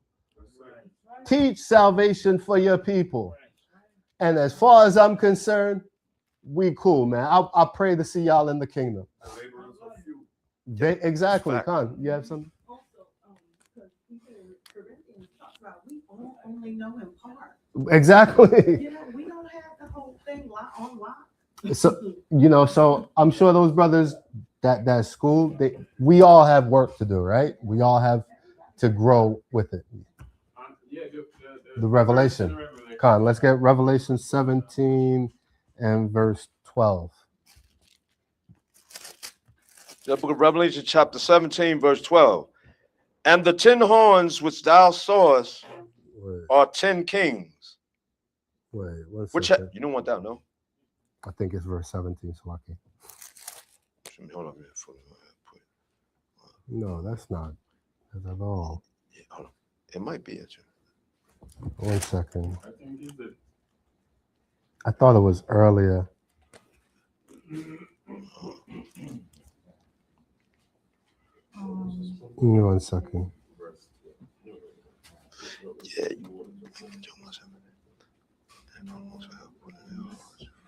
Yeah. What's a lock here?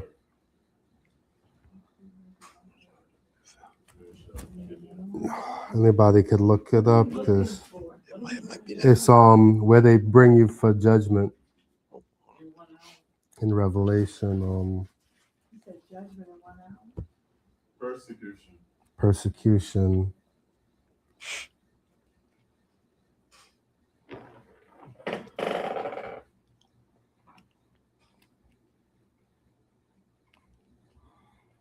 One second. Yes. Is it 18 and 10? Maybe. Let me see. No, that's. I mean, 1 second. Let me look this up. I'm surprised you're applying him.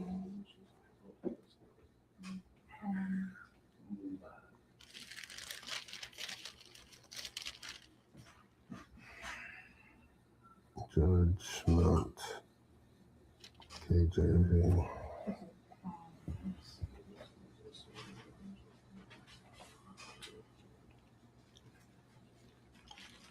Oh, okay.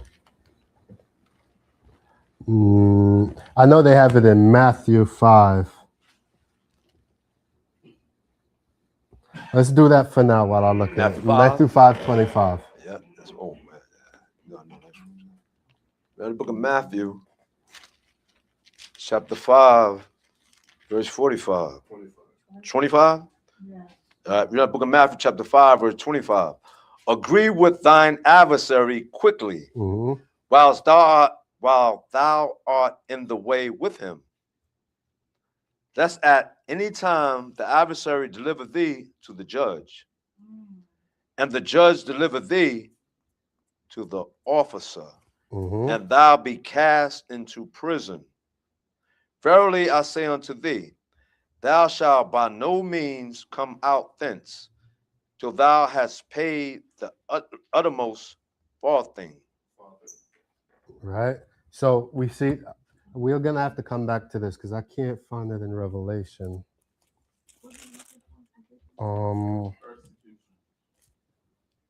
Persecuted. 1 second. Let me try that. Sir. Timothy 3:12. No, it's in Revelation. There's one way they're delivered.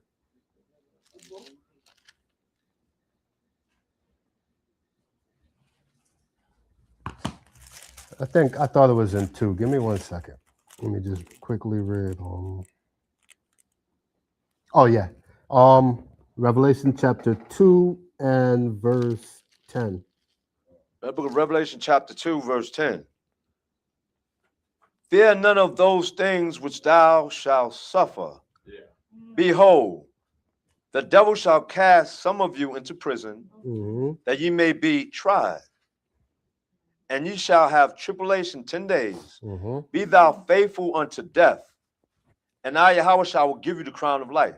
Right? So we have to understand that this is coming, right? All of us might not get it, but some of us are certainly going to get it, right? You gotta remember the scripture too. And you have to keep that in mind, and the devil knows our weakness, right? You're going to say, man, don't you want to get back to your family? just renounce this whole cult, go on TV and say all of this is made up, man. The so-called people in Israel, they're the real Jews. The New Testament is a fairy tale. The black people are Hamites, and go about your life. You understand? They're gonna sweeten it. They're gonna entice it, just like in the Apocrypha with the woman with the 7 sons, right? They're gonna do the same thing, just like they did with what's the Levite name? That he had a good reputation, and they said just eat this swine. You don't even have Eleazar. They said you don't even have to eat the swine. Just pretend that it's swine, so that the rest of the people would think you ate swine, and you could, right? They're gonna sweeten the pot and make it sound, But as the scriptures say, be faithful even unto death, right? Stand 10 toes down in this. Nah, the black, Hispanics, and Native Americans of Negro and Indian descent, we're the Israelites, and the white man is the devil the Bible speaks of, right? Jesus Christ is a so-called black man. You understand, right? We got to stand 10 toes down for this, It's something that, a coworker of mine, she's seen. So the way social media work, right? People that are in your phone, like if you go on TikTok, they'll refer someone you might know, So my coworker, she's seen this, and we've talked about this, and she's like, "Yeah, Israelite." You're like, "Yeah." Like, because you can see, like, on my picture is a camp, like I got the garment, the camp, right? And I'm like, "Yeah," and she's like, "Don't like don't the world hate that?" I'm like, "Yeah, it comes with it." I'm like, it comes with it. They're like, and what if your job says that? I'm like, then I can't do this job anymore. I'm like, because I can't put this world over. Christ said, if you love your family, there's world more than me, you're not worthy of me, right? So you got to be willing. Listen, and it's something that my family know, my wife knows, right? That if the day comes that the Most High sees fit to put me to that fire and put me to that, hey, do what you got to do to survive. You would take care of the kids and yourself.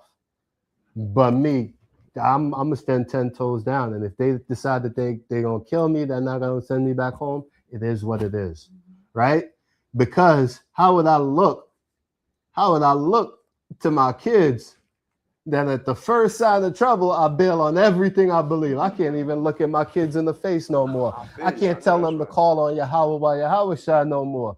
Why? Because as soon as trouble came, Dad, look at you. You know, like, yeah, I folded. I folded like a napkin at a restaurant, right? No, so we got to stand 10 toes down for this, right?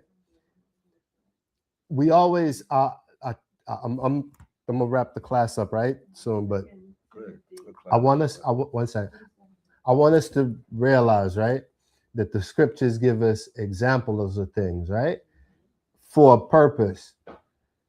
Always remember Job. Always remember Job. Job should be one of the examples that we hold to when things get rough. When his wife said to him, "Curse God and die," right? He did not, right? Job stood 10 toes down, right? He was complaining to his friends, but the scripture said, "In all this he sinned not," right? So we have to keep that remembrance, right? That the Most High is the architect. He's the one with the plan. He will not leave us. He will not leave us just out to dry, right? But your trying is how you perfect in your soul. John the Baptist gave his life for the Most High. Exactly. John the Baptist, right? Yeah. John the Baptist for rebuking the Herod's daughter. Right. For indecency, dancing in front of her father. Right. He rebuked her, and that made her mad. So on her birthday, she said, "Give me his head." Right? He could have just been like, "Yo, you know what? I was tripping. I had some wild honey. I had my mind going crazy," you know. But no, he stood 10 toes down, right? And he died for this, right? I want to get one thing before we finish the class, right? Because a couple of verses, because the importance of the New Testament. I just want to I mentioned it earlier, the birth, life, and death of the Messiah, right? But the one of the key things is the ascription of messianic prophecy to Christ, that we appointed, again, how we know who Christ is, the prophecies, right? Well, we ascribe the prophecies to Christ, right? And I want to just read a couple of those prophecies before we get out of here, right? Because it is very important that we understand. Without the Old Testament, it's like how we look at Muhammad. So, who are you? Why should we even care? It's the same thing. Without the Old Testament, why should we even care about what Christ did? Right? You have to understand that. If the Old Testament didn't exist, the importance of Christ wouldn't be there. You understand that? That Christ, the prophecies, right? So let's get 2 Samuel chapter 7. I want to show that this is prophesied, that someone, as Israel, we know we are the sons of God, right? Huh? But someone is going to be a special son of God, right? 2 Samuel chapter 7 and verse number 12. The book of 2 Samuel chapter 7 verse 12. And when the days be fulfilled,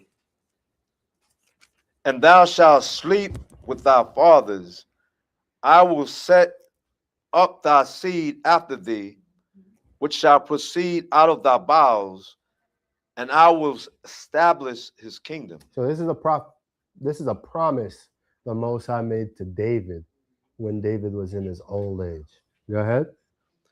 He shall build an house for my name, and I will establish the throne of his kingdom forever. So let's pause right there. How do we know this isn't Solomon? See the line. Well, Solomon came from his little. Well, I get what you're saying. The kingdom is forever. Will Yahweh shall build a house for the Most High? Absolutely. He has to. This is, and how you know something is crazy is people prophesize a third temple being built. The third temple ain't being built. Not until we get in the land. So we know that Yahweh Shah, and we're not getting in the land till Yahweh Shah come. So Yahweh Shah has to build a temple, right? Yahweh Shah.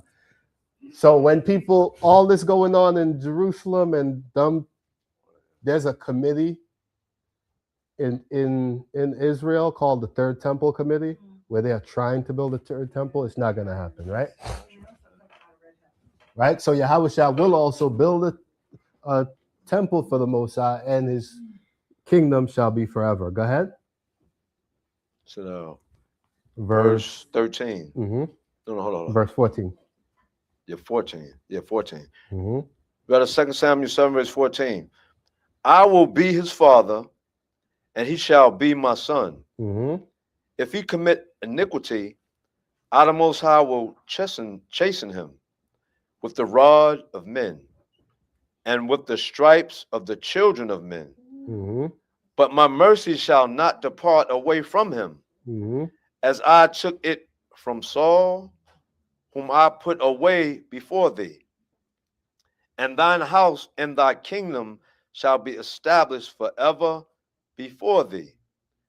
Thy throne shall be established forever. So we know that this is a future prophecy, still yet to come, right? When Christ came, did Christ sit on the throne of David? No. He did not, right? The Babylonians had already taken away the king, the king's house, his castle. They destroyed all of that. They took it, right? Not just the temple. They took all of that, right? So when Christ walked the earth, there was no throne for him to sit on. Going back to when you said Yahweh Shai will build a house for the Most High. Sidebar, do you know the name? I'll get to you 1 second. You know the name of the throne in England? Nobody knows the name of the throne that the king and queen sit on. It's called the Jacobite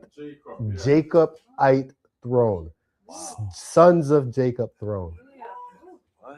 That's a fact. The name of the throne they sit on is called the Jacobite throne. Now, I'm not saying that's the same one, but I'm just saying it's a weird name for y'all to have. It's stone underneath the throne. You know about that? What that is what is ivory, I think it is. No, the stone that That he slept on, that's what it is? Yeah. Come on, see? So the Jacobite throne, Jacobite. That name to me is offensive. But you know, go ahead.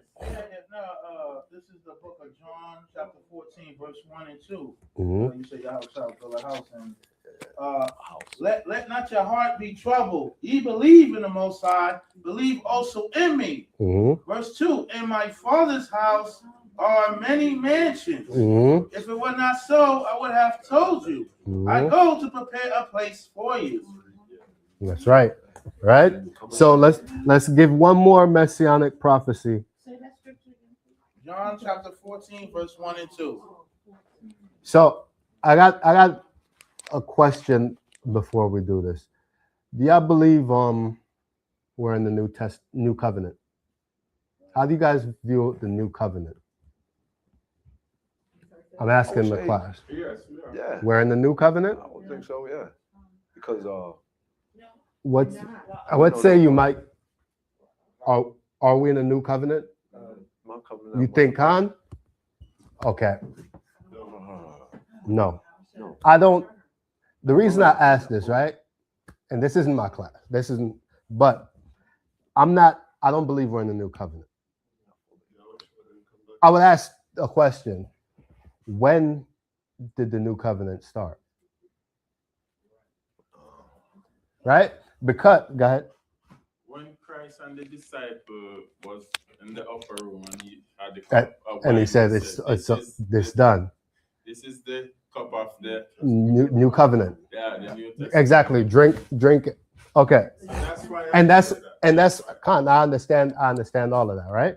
But it's a very interesting topic, right? Because he said this is the cup of the new covenant.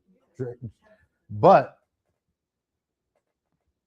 Let's just do it. Ezekiel 37. So while this is how I feel, that it's instituted, Christ gave it to them, the cup for the new covenant. They drank of it, right? So while they instituted it, it's not necessarily onset.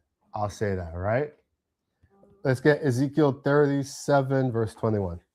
That book of Ezekiel, chapter 37, verse 21. And say unto them, thus said the Lord Adonai, Most High Power, behold, I will take the children of Israel from among the heathen, whether they be gone, and will gather them on every side and bring them into their own land. And I, Most High, will make them one nation in the land upon the mountains of Israel. And one king shall be king to them all. Yes, Yahushua, You right? already know that. Yep. Come on, go ahead. And they shall be no more two nations, neither shall they be divided into two kingdoms any more at all.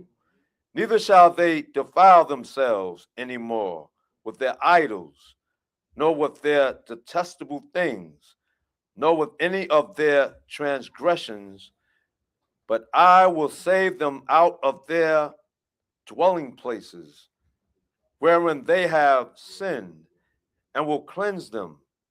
So shall they be my people, and I will be their omnipotent, ultimate power. So the Most High, this is a promise that the Most High has given, right? Go ahead. And David, my servant, shall be king over them. So we know that in the case he's talking about the line of David, right? This is Yahushua. This David is Yahushua. Go ahead. And they all shall be one shepherd. They shall also walk in my judgments and observe my statutes and do them. And they shall dwell in the land that I have given unto Jacob my servant, wherein your fathers have dwelt. So we're going right back to where our forefathers was at. Go ahead. And they shall dwell therein, even they and their children and their children's children forever. And my servant David shall be their prince forever. Moreover, I will make a covenant of peace with them. So you see this? He's saying after this, he'll make the covenant with them. Go ahead. Moreover, I will make a covenant of peace with them. It shall be an everlasting covenant with them.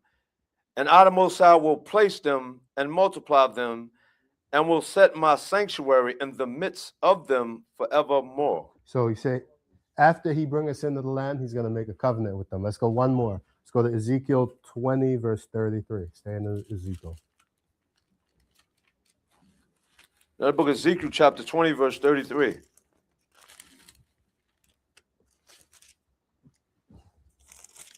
As I live, said the Lord Adonai, Most High Power, surely with a mighty hand, and with a stretched out arm, and with fury poured out, will I, the Most High, rule over you. So the Most High saying he's going to rule over us, whether we like it or not. Go ahead. And I will bring you out from the people, and will gather you out. Bring that back verse again. And I will bring you out from the people, and will gather you out of the countries wherein ye are scattered, with a mighty hand, and with a stretched out arm, and with fury poured out. And I, the Most High, will bring you into the wilderness of the people, and there will I plead with you face to face. So the Most High is talking about the redemption of Israel, right? Whether we like it or not, the Most High is going to gather us all and bring us back to the wilderness. Go ahead. Like as I pleaded with your fathers in the wilderness of the land of Egypt, so will I plead with you. The same way he pleaded with our father, and that plead doesn't mean plead. That plead is shapat, judge. I will judge you just like I judged your fathers in the wilderness. They make it sound softer than what it is. But he's not begging you, he's not offering you milk and cookies to behave yourself. He's going to judge you. Go ahead. Said the Lord out of most high power. Mm-hmm. Go ahead. Now I was just gonna say, so if you want to leave the truth now, you might as well leave it. Yeah. I know I ain't. I mean, there's no life out But there. how would this though? Mhm. You leave the truth, but the Most High is still watching you because He's everywhere. That's what they don't understand that part. And he said, and he's gonna with what did he say? With verse- fury poured out, I will rule over you. So whether you like, one way or another. yeah, yeah, he said with a stretched out, with a mighty hand and a stretched out arm. You have a son? Yeah, no son, right? Yeah. You have a son. You know, when your son is a certain age, man, you just gotta grab him up. You know, like, what you think you're doing? That's how the Most High dealing with us. With a mighty hand and a stretched out arm, and with fury poured out, I will rule over you. I want to say this pertaining to that too. You see how when it says face to face right here, Mm-hmm. you said, and there will I plead with you face to face. So now I'm thinking about all that time, like all the movies we watch, Mm-hmm. which is also in other words, we're gonna hear his voice. Of course. I'm thinking at that time, you're gonna hear his voice. Yeah, But you ain't gonna see nothing. yeah, con. Right? So let's go back there. Where was that? 36? Verse 36, yeah. Mhm. Read that, yeah. Yeah, Read the like book as of I pleaded. Ezekiel chapter 20, verse 36. Like as I pleaded with your fathers in the wilderness of the land of Egypt, Mhm. so will I the Most High plead with you, said the Lord, out of the Most High power. And I will cause you to pass under the rod, and I will bring you into the bond of the covenant. So you see that? Now, the reason I say about the covenant, right? When we entered into the last covenant, how did we do that? That was the sacrifice, I believe, that The was high made priest. when we went in Exodus 24. But what? How did it It happen? was a blood covenant. It was a blood covenant, but we agreed on it. You understand? Where Moses read the book, they killed the book, they killed the bulls, poured the blood in the basins. He read from the book, and he said, "Do we agree?" And he said, "Yes." And then he sprinkled the blood on the people and on the book. That was coming under the covenant, right? So while Yahushua did say that in the upper room for the last supper, it's not initiating the covenant. We know a new covenant is coming. What's that? That's I know, but the initiation of it. Go ahead. The ceremony of it. You're 100% right, Yasha Alaba, because when he said, Pontius Pilate said he washed his hands of this people, what did we say? Let his blood be on us and our children, right? So we know that that's symbolic, right? But the actual new covenant. Go ahead, Mike. You had your hand up?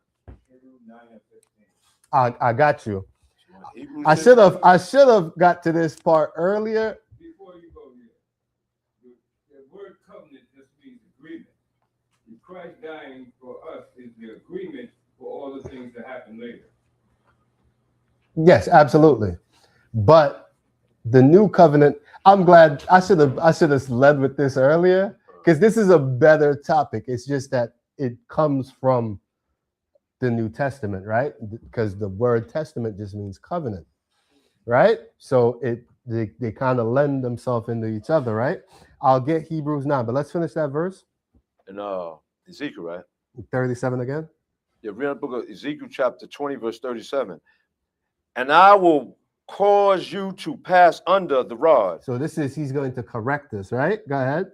And I will bring you into the bond of the covenant. So there is the bond of the covenant, right? That's where as Gotta a read next verse. nation, we all fall under it. Go ahead. And I, the Most High, will purge out from among you the rebels and them that transgress against me. Mm-hmm. I will bring them forth out of the country where they sojourn, and they shall not enter into the land of Israel. And ye shall know that I, the Most High, am the Lord Most High. Isn't that interesting, right? The Most High said he's going to bring them out from the land where they're at, but he's going to purge out the rebels and they won't enter into the land. So the Most High is literally bringing them from wherever they're at to kill them in the wilderness, to prove to them that he is the Lord, right? And the new covenant is the spirit of the Most High entering in us, dwelling in us, causing us to not sin, right? But he got Hebrews 9 and 15, right? Yep, read the book of Hebrews chapter 9, verse 15. But let's do Hebrews 8. Let's try to go through this quickly, and then we go right. Start at 8, and then we'll go to 9 and 15. Or Romans 8, Hebrews 8. Hebrews 8 what? 1? From the top. From the top. That book of Hebrews chapter 8, verse 1. Now of the things which we have spoken, this is the sum, which have such an high priest. Mm-hmm. Now of the things which we have spoken, this is the sum. We have such an high priest who is set on the right hand of the throne of the majesty in the heavens. All right, so he's saying this is the conclusion of what we're talking about. We have a high priest who sit on the right hand of the Most High. Go ahead. A minister of the sanctuary Mm-hmm.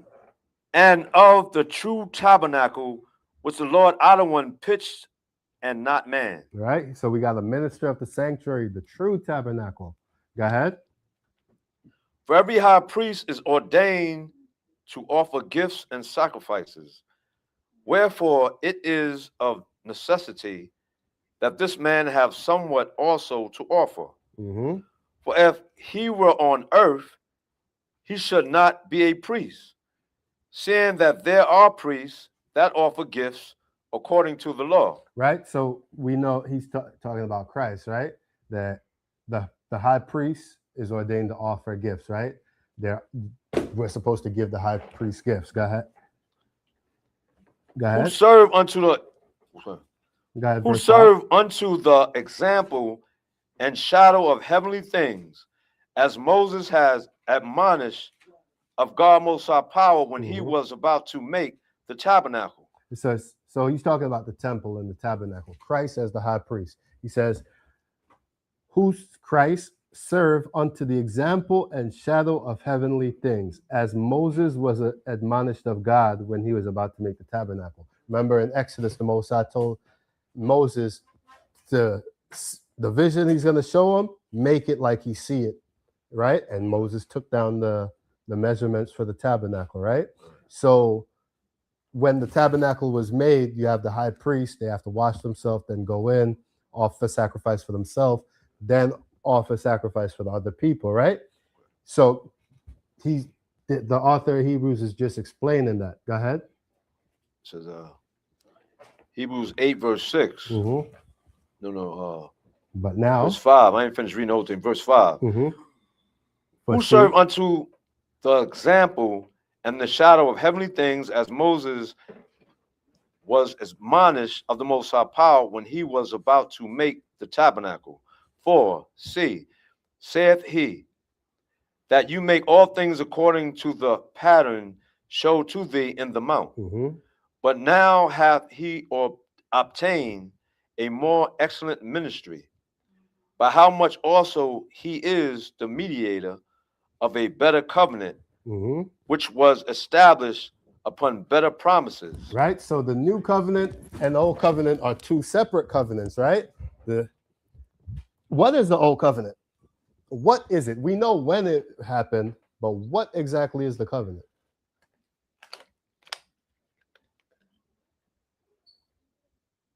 Oh, anybody know what the covenant is? The old covenant? The old covenant is the agreement. What's that? The land, the agreement of the land. The agreement of the land to be his people, he be our God. And a part of that is keeping the law, statutes, and commandments. So this is what they're saying, that the agreement of the old covenant, that was the promises of the old agreement. Now he says this new covenant has better promises, right? Why is the new covenant a better promise than the old covenant? It's everlasting. It's everlasting, but why? What's the better? Why is it better? Because the mediator is added into it. Because we can't break it. Oh, that part, yeah. You understand? Yeah, right. In us where we can't break it, that's the new covenant. Okay. That's the better promises. We are not able to break this new covenant. Period. Yeah. We was able to break the old covenant, but we're not going to be able to break this new covenant. That's the better promises, right? Also, it lasts forever. Well, the old covenant would have lasted forever if we didn't break it. But that's why this is a better one, because we're not able to break it. Well, it's going to be honest not to break it, right? If I'm not mistaken. Yes. Go ahead. That was going to add some scripture when the Most High said, you know, in Psalms 89, verse 34, it said, my covenant I will not break. Exactly. No the Most High didn't things out of break my his lips. He covenant. didn't break it. We broke his covenant. Go ahead. Verse. It was Start at 6 again. I'm gonna start this again. Hebrews 8, verse 6. But now hath he obtained a more excellent ministry, by how much also he is the mediator of a better covenant, which was established upon better promises. Everything is better, right? He's got a better ministry than Moses. This is just compare Christ to Moses, right? He got a better ministry. He got a better covenant, and the covenant has better promises. Go ahead. Verse Hebrews 8, verse 7. For if that first covenant had been faultless, then should no place have been sought for the second. Right? Obviously, the covenant couldn't have been faultless. It couldn't have been foolproof. I'll say that, right? Like there was a way for the covenant to be broken. That's why he's saying it's faultless. There was a way out of the covenant. Just disobey the Most High, right? Go ahead. For finding fault with them, he said, behold, the days come, said the Lord Adonai, when I will make a new covenant with the house of Israel and with the house of Judah. So we see who the covenant's for. Israel, go ahead. Not according to the covenant that I made with their fathers. So it's not like the last covenant. It's not like the last covenant that he made with our fathers. Go ahead. And in the day when I took them by the hand to lead them out of the land of Egypt, because they continued not in my covenant, and I regarded them not, said the Lord Most High. For this is the covenant that I the Most High will make with the house of Israel. See, this is the new covenant. This is the new covenant. Go ahead. For this is the covenant that I will make with the house of Israel after those days, said the Lord Adonai. I will put my laws into their You minds. see that? This is a better covenant. He's going to put it in our mind. Go ahead. And write them in their hearts. And write it in our hearts. Go ahead. And I the Most High will be with them. I will be to them. And I will be to them a power. And they shall be to me a people. And they shall not teach every man his neighbor and every man his brother, saying, know the Lord Adonai, for all shall know me, from the least to the greatest. Right. So, and that's the question that I would say about the new covenant, is that if we were in the new covenant, there would be no need to teach. There would be everybody, all Israelites would know the Most High, right? The only ones who won't is the rebels who he's purged out before, and they'd be dead. So all the Israelites would know the Most High. But that's not the case right now. I would still say 90% of Israelites don't know the Most High. I would say very few know the Most High, right? And he hasn't written the laws in our heart because we can still break the laws. We can still go against his commandments, right? Go ahead. In the book of Hebrews chapter 8, verse 12. For I will be merciful to their unrighteousness, and their sins and their iniquities will I the Most High remember no more. In that he said, a new covenant he have made the first old. So when the Most High said he's going to make a new covenant, he's made the first one old, obviously, because you can't have a new one if one isn't old, right? Go ahead. Now that which decayeth and waxeth old is ready to vanish away. So it's ready to vanish away, but it's still there.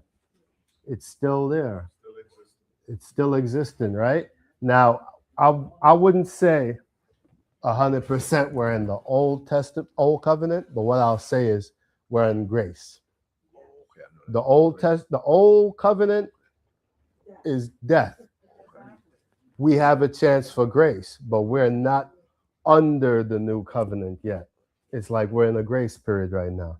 But I'll read Hebrews 9 and 15. Okay. Oh yeah, pardon. Read the book. I thought you said you were going to read. Read the book of Hebrews chapter 9, verse 15. And for this cause he is the mediator of the New Testament, that by means of death, for the redemption of the transgressions that were under the first testament, they which are called might receive the promise of eternal inheritance. Right? So we see that the Most High is going to make the new covenant, that for the redemption, he's redeeming the people for the transgressions of the people that were under the first covenant. We know the first covenant. Hey man, this whole Bible is Israel and Judah. I always thought like this scripture was explaining how we get our inheritance because it's talking in the language of testamentary. It says that, this is what estate law is. Yeah. That for there to be a testament, you have to have a testator. A testator, So, yeah. This is law. Yeah, This is law. So in order, that's why I didn't see this as being the new covenant. I see this as the Old Testament and New Testament. Yeah. Because in order for there to have a testament, you have to have a testator. And in order for you to have an inheritance, the testator has to die. Come. So and of course that that shows us how we are inheriting from him. The New Testament, exactly. Right? But it's an interesting topic, right? I didn't necessarily want to do too much with that because I know it's a dicey subject, right? That it's one of the many things that Israel doesn't necessarily see eye to eye on, right? Old or new covenant. I understand where I'm not gonna be ignorant to brothers, right? I understand why brothers would see it as that. As the brother said, having the meal for Christ, right? Under the old covenant, adultery is death, right? Under the old covenant, not being circumcised on the 8th day, you're cut off, right? Under the old covenant, what else? Idolatry is death. Under the old covenant, we'd all be dead. Wow. Right? So I understand that position, right? But I also see that we're in the grace period, right? So with that, I'm gonna wrap my class up. I hope brothers and sisters was able to get something out of it. We understand the New Testament is very, very important. It is very important because it's preaching that new covenant. It's showing that the messianic prophecies was given to Christ, right? That Christ fulfilled messianic prophecies. It confirms things that are in the Old Testament, that in the Old Testament, right? And it also preaches the reclamation of Israel, right? So all of these things are very important because Israel had to be scattered. Israel has to be gathered back, right? That I say shalom. Yeah, it's okay. I'm good with it. I didn't even get to that one. What? And